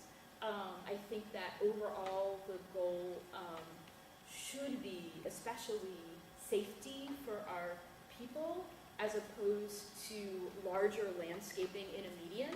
And if we can achieve more safety goals and have fewer, injured residents at the cost of having smaller bushes, I think that that is a trade-off that our city should take on a regular basis, that we should have beautiful, smaller landscaping in exchange for a safer population. Then a couple of, in terms of a reversible bus lane, Mountain View has a funded project to do a reversible bus lane on Shoreline to get to where Google is, and that is funded, it is designed, and the construction will happen in the next small number of years. One quick question, I want to put it out there and then take the answer after I go through my list of 4 things of M3 out of 4, would that reversible bus lane affect any of the bus stops and how people get to the bus? There are bus stops that are across from the VA and by the school that are, well used, and so that's a question. And then lastly, in terms of Palo Alto as a challenge, because that's the destination of so many trips, it's also an opportunity because Palo Alto residents and businesses for that matter are quite frustrated with the amount of car traffic and parking demand, and so therefore they have very aggressive programs to help reduce the amount of traffic and increase the use of transit and carpooling and so on. So we have opportunities to partner with them for all the different measures that will help improve person throughput and therefore improve traffic for us as well as for them. So I think that we will find an ally if we seek that. So then I'll done with comments and would welcome the answer to, does this affect the bus stops? Mark, do you want to answer that before we go to Andrew? The short answer is yes, bus stops would definitely be affected if you have a center running bus lane. And that was something that you'd have to take a look at whether or not those be relocated, and you'd have to also work with Samtrans. Part of this also, to throw another just kind of wrench into this, is we think of public buses and you think of Samtrans and access to the VA or to other uses. But potentially this would also be to the benefit of shuttles or private buses, and to get them out of the mixed flow of traffic and to get them through the corridor. That could be a policy, and a discussion point is, should that be something that we want to try and accommodate and serve better? There's upsides and downsides of that approach, but we do have to recognize that there are quite a few of those private shuttles operating, and that's not going to change. And so how much do we accommodate that and allow that? Because there are programs, in San Francisco is looking at managed lanes, for example. In managed lanes in San Francisco, they say, well, should we allow shuttle buses to use our public bus stops? Or should they just be for Muni, or Muni and Golden Gate and AC Transit or something like that? Or if they are allowed to use public bus stops, do you charge them for that, right? So there's a number of ways this could play out. Okay. And so 2 things. One is if there could be any illustrations about how the bus stops would be affected, so we can think about the pedestrian safety consequences. And in terms of buses, my personal opinion about that topic is any time that you have 40 or 50 people in a bus as opposed to 40 or 50 separate vehicles, it's to everybody's benefit, even though it's a private vehicle serving one company. So I would like to see us accommodate all the different things, private and public, that help improve the efficiency of the use of our streets and make them more accessible to us as residents. Okay, thanks. And before we go to Andrew, Adina, do you have another comment? Okay. Before we go to Andrew, I just want to, I'm going to talk about the time. It's 8:30. We have one more hour. And some of the questions we're going to get to for the goal that we heard earlier, is this list complete? Are there projects missing? And I think we've had some discussion about some missing projects. Also, are there projects here that we don't want to move forward? If there's consensus, we can take straw polls and see if there are any. I'm not saying that there are, I'm just throwing it out there as something we need to ask. And we're also talking about clarifications, and I think the discussion is giving a lot of good input for clarifications and refinement for Mark to come back with. Okay, Andrew? Thank you. Couple questions, clarifications, and comments. Process question. As it relates to, for instance, Willow, Middlefield, Woodland, some of the suggestions that are in there, some of the suggestions that aren't, refinement of what's in here. What is the process for getting consensus that what is in here could use some extra work, and how does that get baked in, and where does that show up in front of whom for what type of additional feedback? I think I'll answer a little bit, and then I'm going to give it to Mark and probably to Jeff. I think from talking to Jeff earlier about the email that was sent in from Jen, and Adina and Katie had some input on that too. What Jeff had told me is, like I said, 80% could be incorporated into this, and then he'll get back to us on the ones that would take trade-offs. I think, I'd like to have a discussion about some of those items if we can tonight too. Not about all the ones that he's going to get back to us on, Jen, from your list, which is really great and extensive. But we could certainly get into some more detail on some of these as well. And I don't know, I haven't asked about the email you sent in, about could those be incorporated as well? And if not, can you get back to the group with the constraints of the incorporation of those ideas? So Mark and Christiane, I'll just give that to you. So one thing I wanted to mention is I did send out an email earlier today to all of the OOC members about providing staff feedback similar to what Jen and Adina have given to me, as well as Andrew. I attached a form that you could follow that would help us keep track of all the kind of answering the questions that we had before, like are there projects you want to add, or are there refinements that you need to be made, or ones that you think should be deleted. And at least for the ones for modification or add, we're going to take it back and review them. Some of them where we can incorporate easily, we'll just add to the list, and others where there's a little bit more analysis needed to determine whether it's feasible or not, we'll do that as well. And the plan is, if we can get all of these comments back from the OOC members by September 18th, is to then turn around kind of a report out at the September 25th meeting on kind of where we are. I mean, status-wise, hopefully we'll be able to address all of them and say, either they're incorporated, they're not incorporated because of this reason, or, these need more broader discussion by the committee saying, hey, do you want to still, does everyone want to include this, or a majority of you want to include it, or does a majority of you want to eliminate it? Like, if we hear from most of you that you want to eliminate one project, we'll just take it off and we'll report that at the September 25th meeting. But if we hear like only a couple people, we might want to bring that back and say, hey, all right, so by way of example, there's a level of complexity, right? If you look at trying to get people through Middlefield and off Willow, and there's some trade-offs in terms of service times and so forth, how does that discussion happen? I mean, is it those things that we looked at in terms of getting bikes over here, or right-of-ways and coming the other direction, or signalized intersections and so forth, that's something that you'll distill within your group of help me understand the distillation process of that, because there is an iteration in there, I suspect, of, is the trade-off acceptable? Does it just come back in a format like this and say, okay, here's what we decided to add and not add, and take a vote on it?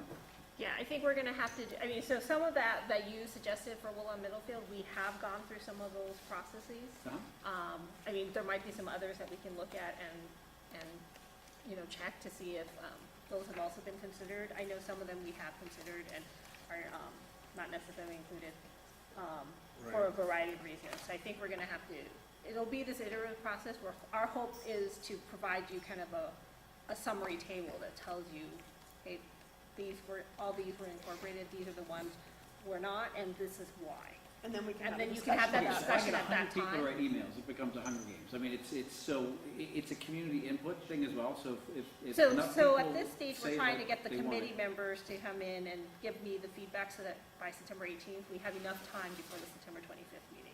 And then, don't forget, this is still going to go out to the community after all of these OC. I mean, this is not the end of the community input and process. Like in a lot of cities it is, but not ours. We're But gonna have a lot of I input. think the way this is also likely to come together is we can report back saying, okay, you know what, you had some additional suggestions on project number 84 or whatever it is, project number 70 in this case, right? And well, we looked at this and we've modified the project to include X, Y, and Z, or we looked at it and determined, you know, these things weren't feasible because of this. That's the kind of feedback I think we want to provide. You know, or we've added a new project that wasn't previously on the list, and it kind of, you know, dovetails with, you know, projects X, Y, and Z.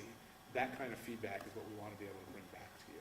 I have a feeling what's going to happen is that as we keep going through this, that we will individually probably be providing more feedback on projects for things that, like, we think are missing. And ultimately, it will be in something that we're all going to look at, and we're going to say, I think we're going to have to come back and say, are there any that we think need to be removed? Or are we all, and, you know, I think if people don't say remove something, it's probably going to be in there, and it's going to go to the public, for the public to vet it also. But absent probably saying, hey, this thing should come out, you know, we really need that feedback, right? Andrew, did you have another comment? I do. Okay. So I guess what's clear to me is adding single occupancy vehicles on Willow Road is a losing game. Spending time, money, and resources to add capacity to a road that will fill up through the internet, through inducing demand, through external development, I think is not a route that we as a community want to take. So with that, I don't think it's a route that's going to bear any results for us to have throughput of people.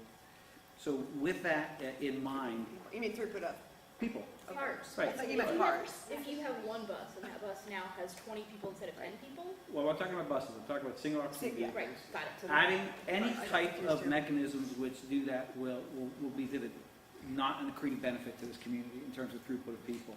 So I think that we have to look at what the transit options are for that. I'm not excited about the concept of having Willow Road feel more Manhattanized or more of a highway. But I think if we're going to understand that we can't increase throughput through cars, and what are we doing to add transit in there? And I think that transit middle, that dedicated lane in the middle could serve a purpose. And I think it's almost a responsibility we have if we're making one determination to go down the road of a Menlo Park which works better for its residents through a circulation network which has all types of mobility. Taking on this mobility on a route that calls for it, I think, is something we certainly have to consider. So, I am wanting to hear more about that and hear that middle lane. And my question as it relates to that is, these buses, do we have a sense of where they're originating and terminating? Is it part of the Dumbarton corridor? Is it, you know, Redwood City through here? Do you have any sense of how that would be utilized? I think the sense at the moment is looking at the existing condition, the buses that are currently using Willow Road. Okay? And you say, what buses are those? Well, that's a variety of Samtrans buses that are traveling on different routes. It's also local shuttles as well as private shuttles. Remember, it's not just Facebook buses. Facebook is easy to spot because there's so many of those buses and they're kind of easy. But remember, there's also other shuttles and other things going on, whether it's the Marguerite, whether it's the shuttles that go to, other businesses on Bayfront and so on from Caltrain and back and forth. So no, in terms of a larger OD, in terms of where they're going when they get beyond that point, and no, I can't answer that right away. But if you look at the cross section of what's there now, and that's not likely to change in any time in the near-term future. Okay, my reference to middle bus lane was for the ones that are reversible. Right. That was the one that I would contemplate with one element. So, those are my comments. Okay, then I'll go to Jackie, and after Jackie, I'm going to go to the public again, and then Henry, and then Dina, and then Mike. Okay, awesome. So, yeah, mostly what you just said. What do you think? No, I like the focus on community. I kind of want to clarify my comments in terms of the traffic on Willow. Like, I also believe, like, you can't add capacity. I think you can't tell people the congestion's going to go away. I think making it easier, I'm intrigued with the reversible bus lane. I also had that question about the private buses and if you had to include them, because I kind of feel like it's just going to be a private bus highway. Like, can they then like pay for it, right? Because 50% of the time they're empty. And Samtrans isn't like, Samtrans tends to take people like back and forth, and I feel like those big private buses are empty half the time because they're commute buses. So their outbound way is empty and they're still gonna be in that lane. So half the time they aren't displacing people. And so I would, if we were going to include them, I would be hip to trying to make them pay for it. And I think the more that we can do, as like a recent person who kind of stopped driving, I really feel like the more we can do to get people out of their cars, the more they can enjoy our town whenever they want. So all of the things that we're doing that make that process better, via shuttles and like all those things. Yes, and. I don't want to leave all this out. Hang on a second. You have time. Okay. I also, because in that sort of focus on our community benefits, I think the fire truck issue is a big one. Like, I've seen them try to get through on that road, and I feel for whoever's at the other end of that fire stop, because they're not getting there as fast as they could. So a reversible lane that could be used by fire trucks, I think would benefit the whole community. And, yeah, that's it. Thanks. All right, thank you. And then I'd like to go to the public. Any comments from public? I'm looking at a few public people here. On Okay. any of the projects on the list or specifically on this Willow stuff? Well, on the projects that we're talking about tonight. Yeah, so if there's something else that we're not talking about right now that you'd like to talk about, please. Yes, go ahead, Katie. Yes. And Katie, would you mind just saying your name for Yes. our transcriber? Katie Baruzzi, hi. Sorry to jump way down the list of projects. That's okay. But one thing that I'm concerned about as well is downtown access. I'm also soon to be responsible for educating the sixth graders at Hillview about how to bike safely.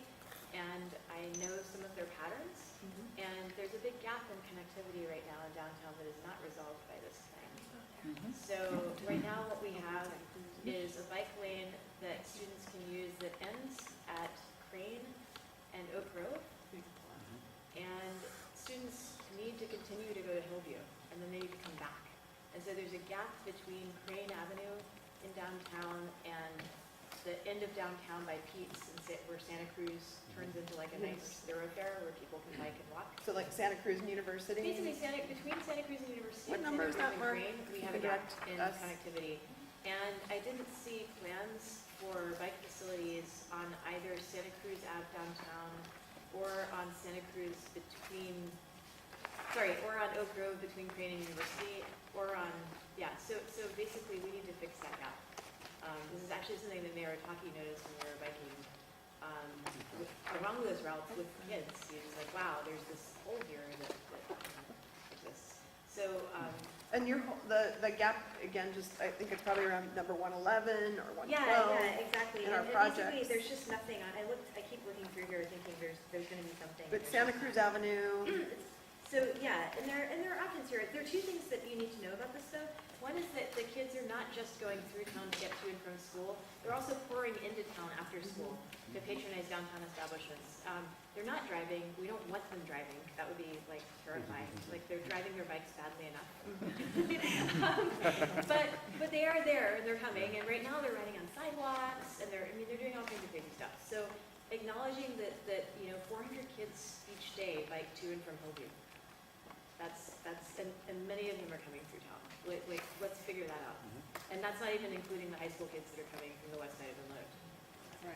Yeah, no, you're absolutely right. Access. Downtown, access. downtown access. How do you get to the yogurt place and the Starbucks and the cupcake shop and, yeah. So And a now lot you're of gonna that put is yogurt. 111, but really, it's kind of missing, so the Santa Cruz Avenue, how we make it safer for the kids. I mean, I was down there this afternoon too, and you see all the students kind of getting on the sidewalk, or you do, because the road is kind of narrow on Santa Cruz, and they've got lots of cars to deal with coming out of parking spaces. So you'd like to see something in here that makes it, some more suggestions for making it safer on that corridor. On that corridor, yes, and it could look like rerouting kids onto Santa Cruz from Green, or it could look like extending Oak Grove and University, but that still doesn't resolve the getting to Starbucks thing. No. So, yeah. And to, yeah. And I think that removing the diagonal parking is going to make things safer for a lot of people, but I also know that there are going to be downtown merchants that are upset about that, and so, like, even if it's just, yeah, I don't have a good suggestion. Okay. And when I look, and by the way, when you look at the streetscape, the main streetscape example, the one thing that's notably missing is like any kind of real bike facility. So I want to see a better example Okay. for what we can do there. Thank you. Is there any other members of the public who would like to speak? No? Okay. Going once, going twice. All right. We'll bring it back here, and Henry, followed by Adina. Oops. Okay, thank you. I would like to second, although it's more like third, what Andrew said about the zero-sum game on Willow Road, adding more single occupancy vehicles. And I think the central bus lane, reversible bus lane / emergency lane is a fantastic idea, and I hope I see that keep going. I was a little worried about what Christiane said, and maybe it's because I missed the first few sentences or something, but it sounded like your response to Andrew about process was that if we gather enough suggestions, for example, if we go out and canvass a bunch of people to send emails or sign a petition, that would be a great way, and this is a great time to do that. I'm a little concerned about a contest of who has the most time and energy to go out and gather support. I know it can be done, and I know how it's done. There was a cul-de-sac maybe 4 years ago in West Menlo where one of the neighbors decided that although they could use their driveway off the cul-de-sac, their immediate neighbor shouldn't get to use his driveway, and especially because it was a developer who was going to sell the property and advertise that there was a driveway. So he gathered something like 80% of the neighbors who showed up in force and made a very strong pitch that having a single new house on that cul-de-sac that had, I don't know, was it maybe between a dozen and 20 houses, was going to dramatically increase the traffic and harm the safety of the street. And I have to point out that council ended up agreeing. This is what can happen when you invite people to gather, and so I just hope there'll be some perspective at the staff end that if you get a package response, that it may represent the energy more than perhaps the kind of thoughtful comment that we have here. And I certainly agree with Katie about having a contiguous bike route through the Hillview, although, at least this is my opinion, including from a biking perspective, I find biking on Santa Cruz to be about the lowest stress part of my biking because there isn't a car there that can attain 20 miles an hour. And it's legal for a bike to take the lane, and it's quite possible for a bike to do 20 miles an hour. So I think sharing the road is actually a kind of cool thing on a downtown village-like street there. But otherwise, I really do think we need to complete the bike sense. I would like to sort of philosophically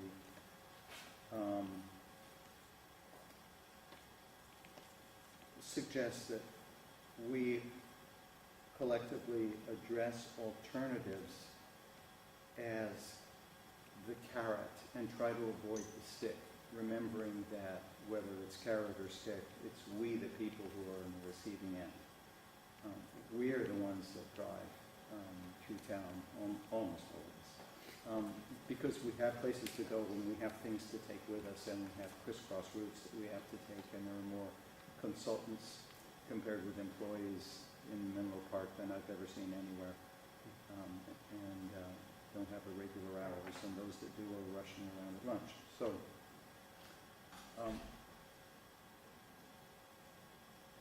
the contrast to that is what Palo Alto has been trying to do increasingly over the last 20 years, which is make driving as miserable as possible so that people will learn their lesson. I think that's a horrible way to treat citizens. The right way is to offer an alternative and make the alternative attractive. That, I think, is one thing that our central bus lane will do, and a bus bridge across the Dunbarton. Anything that makes you stop and think while you're in traffic. You know, if I'd only thought about it, I could have taken the bus, I could have finished my notes, or balanced my checkbook, or read the magazine I never get around to, and arrived at work 10 minutes earlier. That's, I think, in terms of transportation, something we have to achieve. And I think on a parallel thought, when we have issues like speeding in neighborhoods, if we can get, and I think we're going to need more support from council to do this, to direct Chief Bertini, but if we can get a patrol car out there for a week, it has an amazing effect on the users of the road. The first ticket that they see given gives them the fear of God, and the first ticket that they get is good for at least a year, maybe 2 years of good behavior, because people hate a ticket. And it is so much nicer to the residents than putting in speed bumps that might slow down the UPS driver, but we have to drive over the speed bumps every day. Same for traffic circles or no left turns, where we really wanted to make a left turn, but now we're trying to address commuters. So I'd make a strong pitch that one of the alternatives that would be included in our transportation plan would be this problem could be solved by traffic enforcement. And then, just for perspective, I do appreciate Adina's reference to Castro Street. I think Castro Street is a very nice street, although I think if we had similar shops and restaurants, I would prefer Santa Cruz. But Mountain View could turn Castro Street into a slow street because they have Shoreline just 3 or 4 blocks away to take the traffic. We have the uncomfortable situation, and the reason that we have this large group, this amount of interest from public and ourselves, and the number of options, is that our transportation routes go through awkward places, like the Willows, and south of Middlefield, and right through the middle of downtown. And unfortunately, we have to keep some level of transportation. It's just part of life. So it's a tougher balance, and we're going to have some tougher decisions. Thanks. All right, and thanks, Henry. We have Adina, followed by Diane. So the first that I had carried over from the earlier discussion, and then I have a couple comments building on other things that people have been saying. So one is if only for the purpose of science.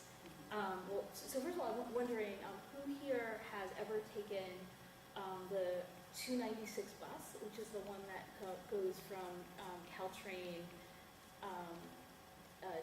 down. It eventually goes into East Palo Alto, but it goes to like near Facebook. Who's ever taken that? And it goes all the way up Willow from like Willow and New Bridge over to the Caltrain station, and then it goes into Redwood City. who's ever taken the 296? Okay. And then who has ever, Did anybody raise their hand except Adina and I? Oh, 3 of us, okay. okay. And then who has ever used either the DB or the DB1 bus, which goes to Union City BART, and then the DB goes to downtown Palo Alto, and the DB1 goes up to Stanford. Okay, cool. So as all of us who are participating, either as community members or as members of this group, it might be of interest to kind of take a look at what these routes are and where they go, and maybe experiment and think, hey, am I going someplace that is served by transit? And let me kind of try that and see what that is like, and whether whether it might be useful today for some purposes, or ways of making it more useful. That might be a good experiment to try.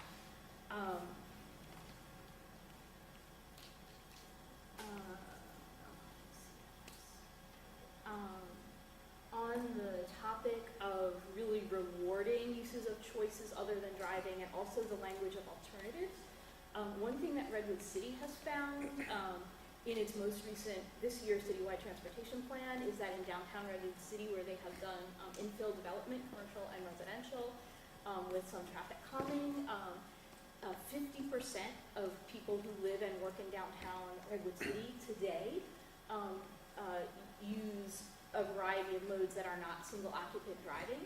And so that means that if you look at, since these are things that, it's now half and half, it's not really an alternative. These are a set of mainstream choices that half the population chooses.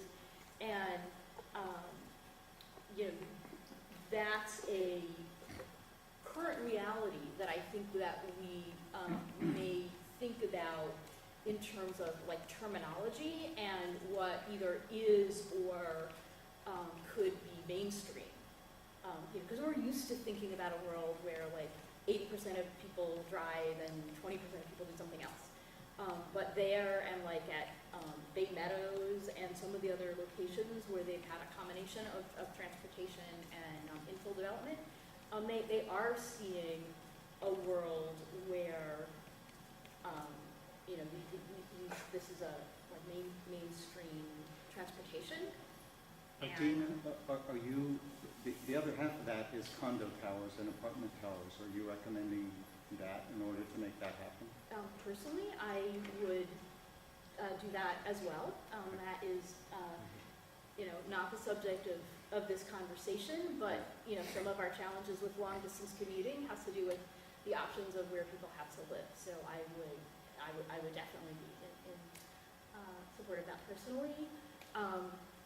In terms of carrots and sticks, one thing to keep in mind that right now we have baked into our system, very substantial subsidies for people to drive.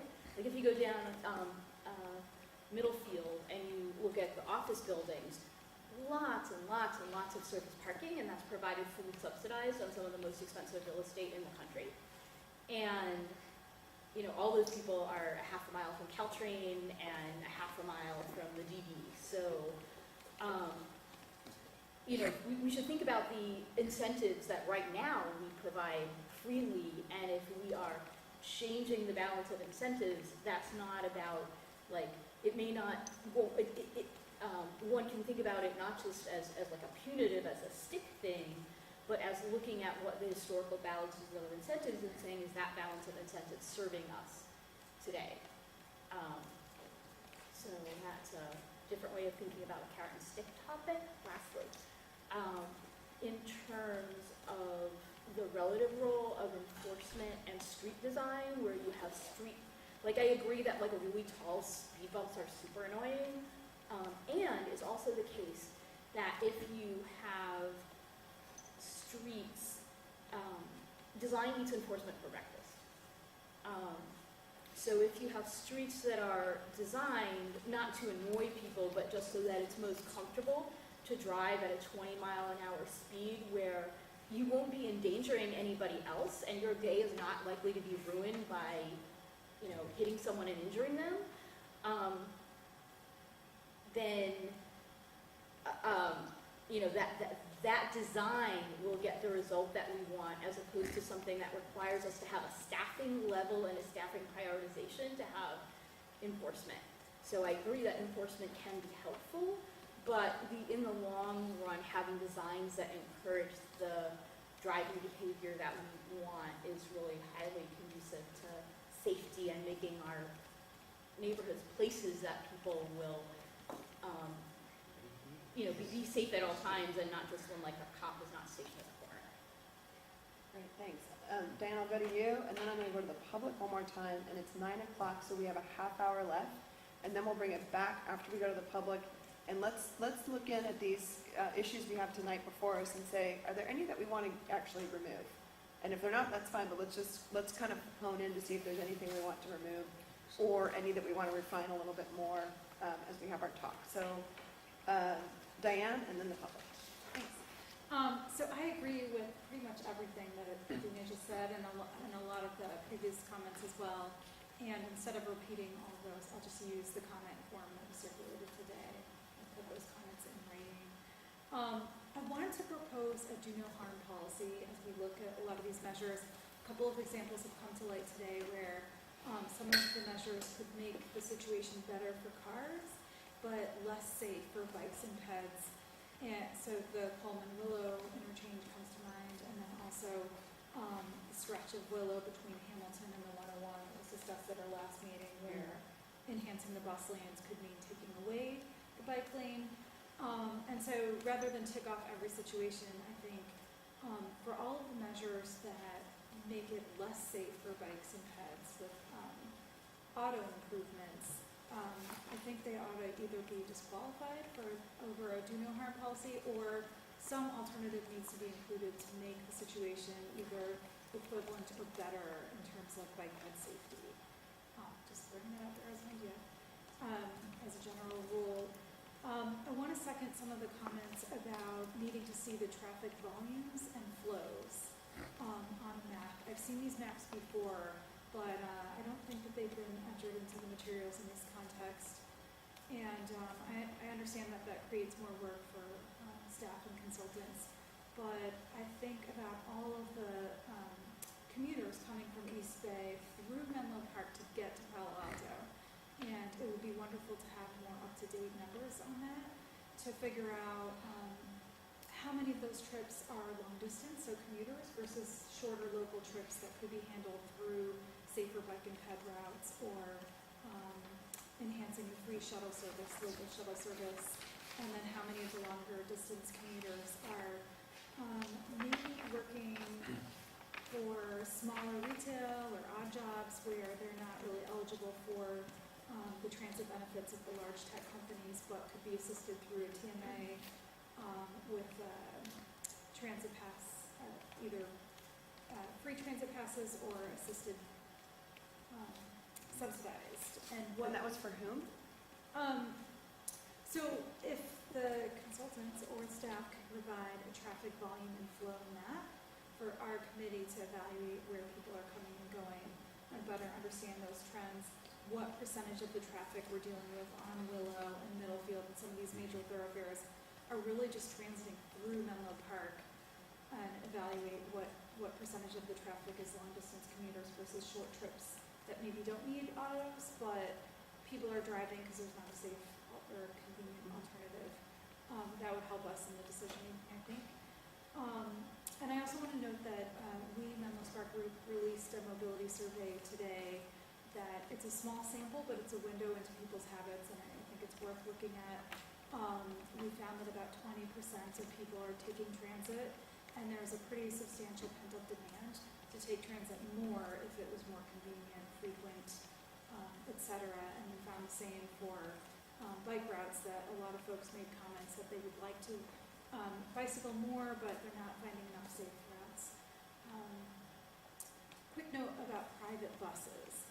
I want to underscore Adina's comment that these provide a community benefit, but also really encourage the city to explore the public-private partnership with the private companies that run these buses to open these buses up to the public on the deadhead route, so the return route where the buses are empty, whether it's a long-range bus or more likely a short shuttle. For example, the short shuttles that serve the Palo Alto and Menlo Park Caltrain station to the Bayfront area, they could allow free rides or rides in general to the public on that deadhead route, and it's something that we've suggested directly to private companies, but I think the message might be better received coming from the city on this. And I don't know if that could be considered as a discrete project, a public-private partnership on the shuttles. On Santa Cruz, I just wanted to note the conflict between cars and bikes, not because of the speeds, because it's true that they are safe, slow speeds, but with so many cars pulling out and backing up into Santa Cruz with the diagonal spots, I think that this is the point that Katie was trying to make, but it kind of got lost with the low-speed debate. I would love to see the city explore actually closing off a few blocks of Santa Cruz in the downtown center to traffic and see how that works, because we do have the luxury of having two parallel routes on both sides of Santa Cruz. So Menlo Ave and Oak Grove are parallel routes to Santa Cruz, and it could encourage a lot more foot traffic on Santa Cruz, shopping, and it could encourage a lot more biking through that area if the cars were removed entirely, and that would include removing the on-street parking on those just 2 or 3 blocks of Santa Cruz. So I don't know if that could be considered on the project list. Thanks, Diane. And certainly any of these ideas can be included, like we talked about, and then we're going to ultimately decide what gets excluded, or, before it goes to the public, or do these things get included and go to the public for a comment as well. And then, so thanks, Diane. And then I wanted to go to the public and then bring it back to Jen and then to Andrew. Is there anybody from the public who would like to speak? If not, no? Okay, I just wanted to offer it since you're all here. Thanks for being here. Jen? Yes, the buses on Willow, I'm curious, we're talking about from Bay or Durham to Middlefield? Is that what we're talking about?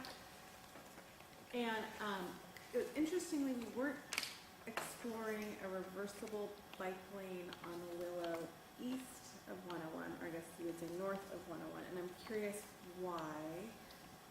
And I'm just curious the efficacy of this stretch of Willow getting sped up if the buses are going to hit an impasse at nods, I think you call them, up and downstream. And I want to know how much is really going to be gained with having this reversible lane if the buses are just going to hit stopping points a block or 2 down the road.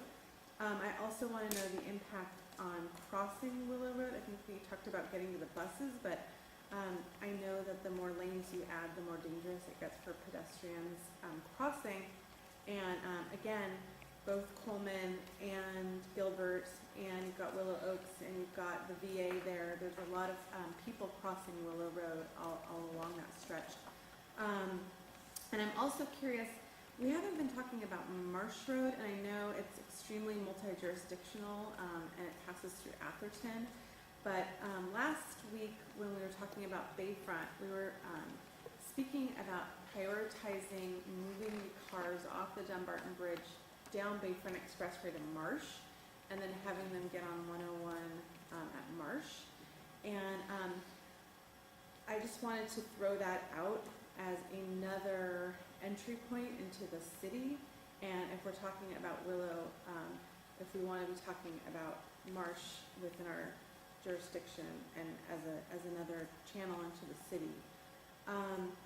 An item that was not on the project list that we referenced in our email was a road diet on Middlefield. Middlefield is 1 lane now, basically border to border. In Palo Alto, it's 1 lane each way, and then in Atherton, it's 1 lane each way. And I'd like to explore what that would look like with a center turn lane in Menlo Park. Middlefield is a very high-speed road,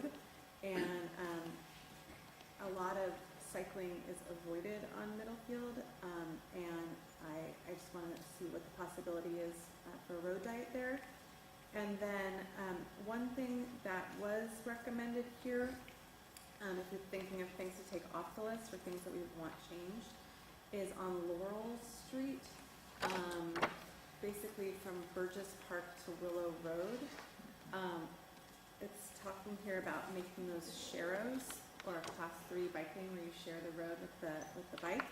Again, I have a feeling this was recommended due to volume and speed criteria, why bike lanes are not being advocated for there, and especially with the idea of the library being sited on Laurel, and also the grade separation potentially only being at Ravenswood. There's going to be an increase of traffic likely on Laurel, and Laurel is well, especially given the speed on Middlefield, it's a big bike route, and if there's any way, again, to kind of override some of these criteria and actually put bike lanes on Laurel, that would be a real win.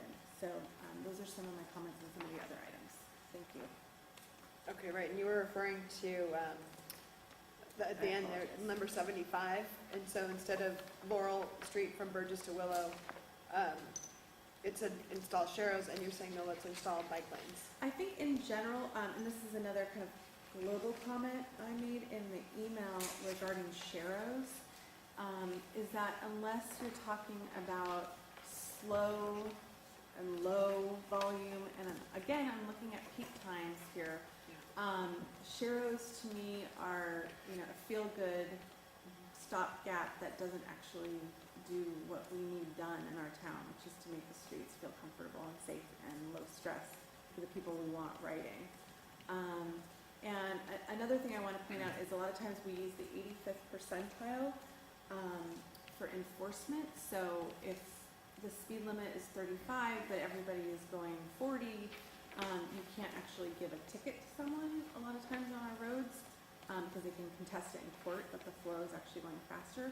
So we use the 85th percentile to set a lot of our speed limits or to do our enforcement, but then to select the criteria of the treatment we're going to put for a bike lane, we say, oh, it's actually slow going because the speed limit is low. So I have a problem with that as well. Okay, yeah, so that too. Thanks, and I just want to point out also from like the Willows, for example, the kids going to Hillview and sometimes even Encinal are often taking Laurel instead of Middlefield, even if they're going to go to Encinal, because Laurel it's slower speed and it's a little safer. So, I would concur that I think we need to have bike lanes on there to lead to the Oak Grove Bicycle Boulevard, to Encinal, and to Hillview, because we have a lot of kids doing that now. Okay, so then we're going to go to Andrew, followed by Henry, and I wanted to say it's 9:10, so why don't we try in maybe 5 minutes, 9:15, try to see if there's anything in here we want to remove. Okay, so Andrew? Thank you. This is specific to bus routes, and I want to explore that a little bit more. So we had contemplated a reversible lane on Willow. What happens once you get to the other side of 101? What happens on Willow Road east of 101? For those buses? We'll start with the lane in particular, then we'll go to the broader. So that the opportunity to add that lane exists between Middlefield and Durham, at which point that the buses have to transition back with mixed flow traffic between Durham and continuing all the way from that point to Bayfront to travel that far. So it's super short. So they're, yeah. And the efficacy of that, did you have a sense of what the efficacy is of that, of doing that? No, it hasn't been explored in that level of detail, but what my engineering judgment's going to tell me is that you're taking buses out of the mixed flow lanes and giving them their own space, which frees up space for other vehicles. It'll shorten up some of the queues, but in terms of overall travel time and the ability to move through the corridor, you're going to have some gains, particularly for people on buses, and probably a wash overall, maybe a little bit of gain, if anything, for people in single occupant cars.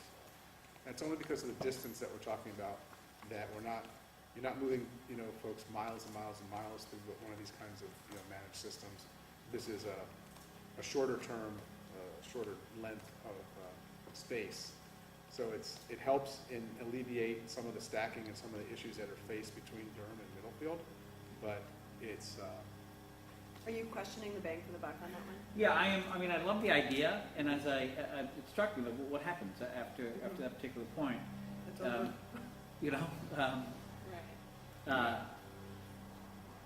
Yeah, Okay, and so the thing let's- is, like that segment can take 20 minutes or 30. It's super short, but it can take a really long time. So that would be worth exploring to say, well, if you can get this crazy delay from 30 minutes to 5 minutes or something like that, then you've actually maybe made something more competitive, even though it's short. yeah. So that's worth looking at. So if we can, okay. And then once I get to the other side, is that where the primary conflict is between bus and bike? And Diane had referred to that.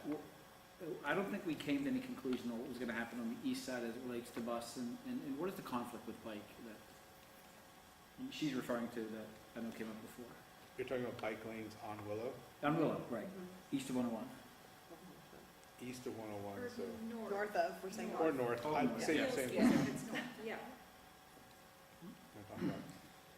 Yeah, I just think that without taking away or widening the sidewalks, so this is kind of an example. Yeah. There's no more room. We just run out of room. So the bike lanes, you can have an either or if you don't want to take away travel lanes. I mean, everything's available, but if you want to create this center running bus lane in order for it to fit and maintain the travel lanes for vehicles, the bike lanes have to give. I think we should take a poll on that too. I mean, And I will, I just have a hard philosophical time prioritizing bike lanes in this instance over the ability to move material numbers of people through this corridor. The thing that's being missed, though, is What that am I the alternative missing? Yeah. is that the alternative is we're saying instead of sending the I'm sorry, through the chair, is that? Adina, yeah, if you want to respond to this, but Henry's had his tent up for a while, so. we're saying that bus, instead of coming up Willow, will have its own lane on Bayfront and then come down the 101 managed lane. So that bus is traveling longer, but it will have its own lane the entire way. So we have two choices for those buses. One is to put it on Willow and take away the bike lane, and the other one is to give it its own lane in a longer loop. So to this point, is there a material throughput? Could you just show what that map is? Like what from a satellite view, what are we talking about here? Mark, do you want to talk about Yeah, so while he's pulling that up, for reference, what we're talking about are improvements 35, 36, and 37. Right. These are the trade-offs, and we introduced these at the last meeting. And, Right. it's the trade-off between whether you widen or don't widen Willow Road, whether you implement bus lanes versus potential for different types of bike treatment. And this is all between Bayfront and 101. So bus lanes would not require widening, is that correct? You could keep the current, no, I'm sorry, to your point, something has to In give. order to implement bus Yeah. lanes, you would have to widen Willow Road. Or you taking or the, you could Or- remove the or remove the median. or remove a median. And median and bike lane, in order to have enough space for a lane. Bus equals median and bike lane. Oh, wait, Christiane, I thought you said earlier we didn't have to do the bike lane if we took out the parking. So he's talking Different about the segment. other side of, Oh, 101. Bayfront to 101. Yeah, Bayfront to 101, so a one-to-one relationship could be, again, median and bike equals 2 lanes of bus going this way. Well, on either side. On the other side. Right. Median I couldn't give a hoot about. What was that? Median I don't give a hoot about. I don't care about. Yeah. You don't care about the median. I was Yes. sitting there. Noted. Yeah, remove the median. Right. Okay, you don't care. For the notes. Stop I don't care Yes. a hoot about that.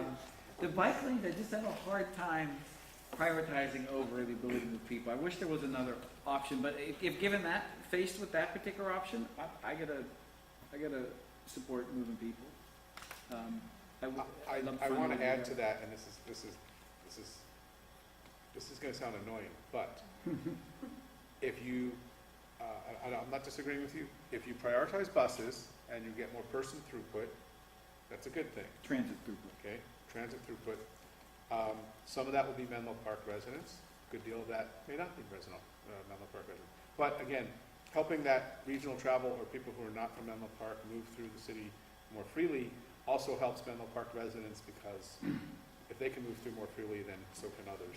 Okay, it's a byproduct. Okay, bicycle lanes typically almost, I'm not saying 100%, but the majority of people who are going to be riding and benefiting from those bicycle lanes are going to be Menlo Park residents.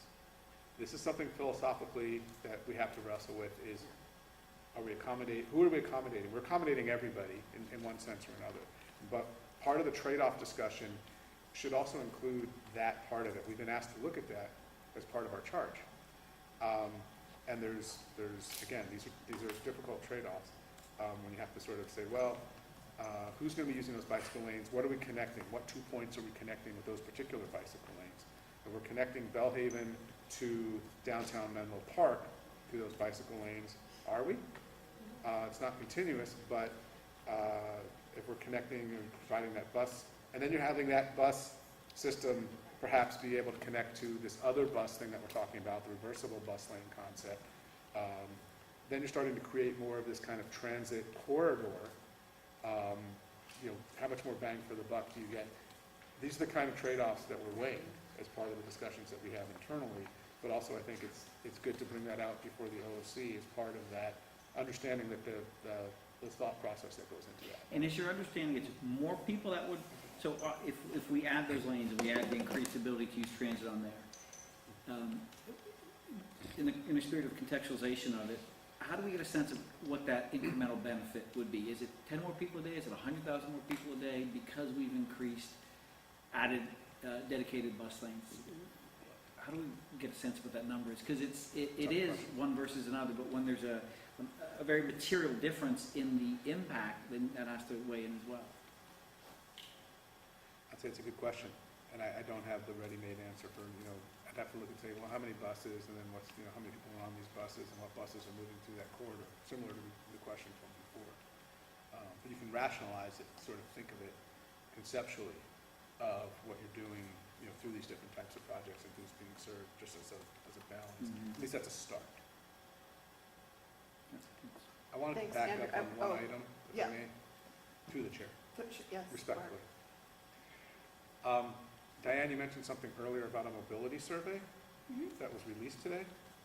Oh, this is a survey that Menlo Spark did. We just interviewed about 95 people across town, and I can send that to you so you have it. I think that would be helpful. Yeah, why don't you send it to all of us? Yeah, That would be of course. helpful. Through, And then through the email. Send it to Christiane, and only Christiane. Rules. There's no This is CCs, there's no something blind public CCs. that Menlo Spark has put out. It is a public document that Menlo Spark has put out, just so we're clear. I thought, as a sampling, it's just always interesting Yeah. for us to have that as well. So. Okay. And then I think it's important, who are we accommodating for? That's kind of what that is the big question mark above everybody's heads in here. I want to go to Henry, and then back to the public one more time, and then to Adina, and it is 9:23. Henry.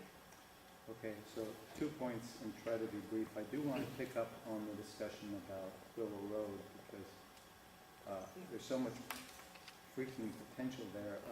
Question for staff, could we, or for the consultant, could we potentially get a bus lane from Facebook to Laurel?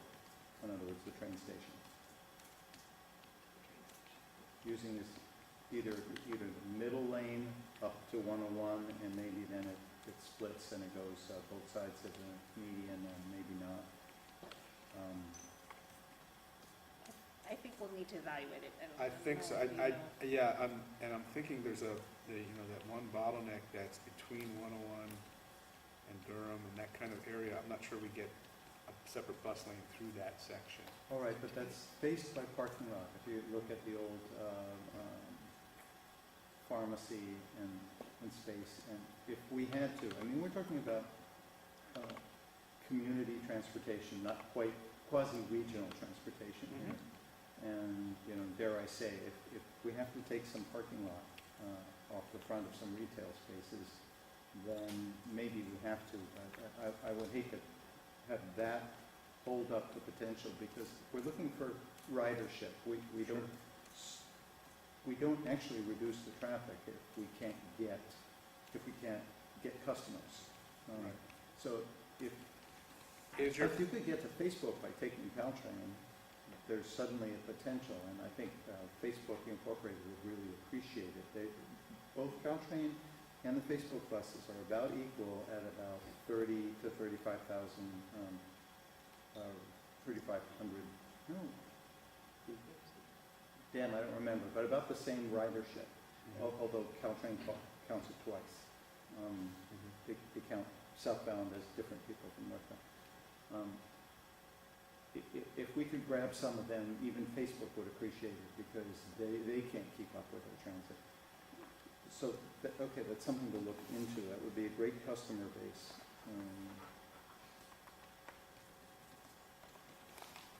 Henry, do you have more comments? I do have one more comment. If I can find it. If I can't find it, I save everybody a couple minutes. I'll go to the public and come back. Okay, you got it? Yeah, I think the concept of Middlefield Road, possible road diet, it's tempting, as you know, because it connects single-lane roadways. But it's almost like those connector lanes, like between Willow and University, because we have a major issue between Willow Road and Ravenswood. And I use that stretch all the time. I don't enjoy it, and we don't repave it. But it's a necessary thing, so that might be a hang-up, but I'll just throw that out. Okay. Thank you. Thanks. And to the public, one more time. Yes, Betsy. Betsy Nash. And I was wondering what you're considering for lane widths, because that might be a way to get more room for bicycle lanes. you know, when we're talking about Willow Road, most of the lane widths now, they kind of vary. They're a bit wider, not much, down by Bayfront. They tend to approach kind of the 11-foot mark, 11 and a half. They tend to be closer to 10 to 10 and a half feet as you move through the middle section of Willow, as you approach Middlefield. I call it the middle section. But, you're not going to be able to get too much more narrow and gain a whole lot. You're already facing some of that. The lanes have been narrowed already previously as part of other projects. So we did look at that as part of what we did. That is part of what we're looking at, is the Yeah. lane width. Okay. Yeah. And then what is the width, the narrows that you can go to for a lane, for cars? What's Alma Street in Palo Alto as a bottom line?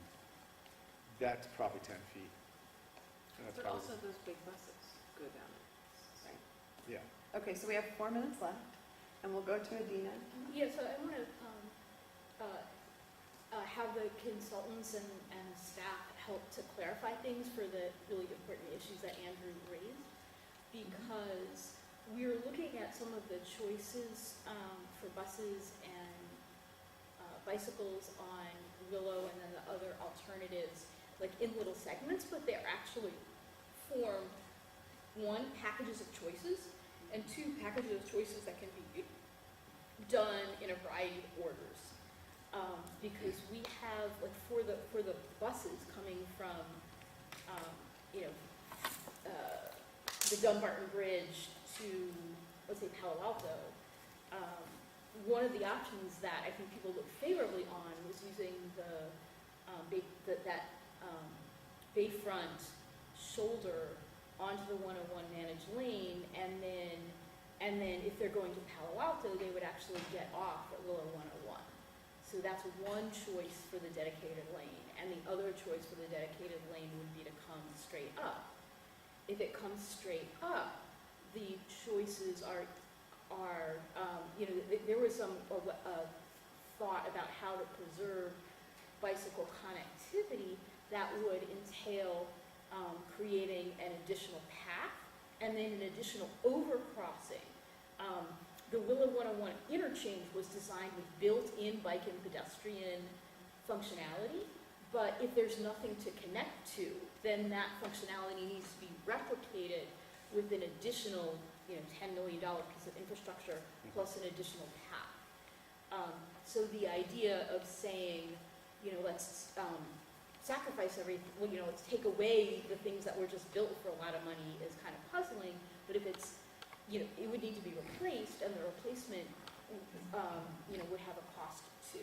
So I think it would be useful in displaying what those options are to not just show them segment by segment, but to show them as routes. And so what are the packages of routes for buses, and then the packages of routes for bikes, either keeping what we've got with Willow 101 and then a continuous bike lane, or replacing it. So does that make sense in terms of showing those full packages of alternatives, not just segment by segment? Okay.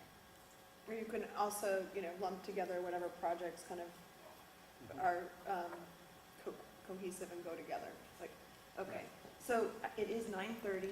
I want to give a real huge thank you to our staff and to our consultants. Can we give them a round of applause? Thank you, guys. And I want to give a huge round of thanks to all of you on this committee, because look around you. We're here and it's 9:30. Not everybody is here. And that's, I'm going to say it's unfortunate because there's 11 of us and we really need the input of everybody. And when people are missing at a section, it's hard because they're going to, come in at another part and say, well, wait a minute, we didn't talk about that. So I just want to really thank you who are here tonight, spending your personal time and doing the hard work here. We are going to know Menlo Park. Nobody's business when we're done with this thing. And thanks to the public for coming. I really appreciate your comments.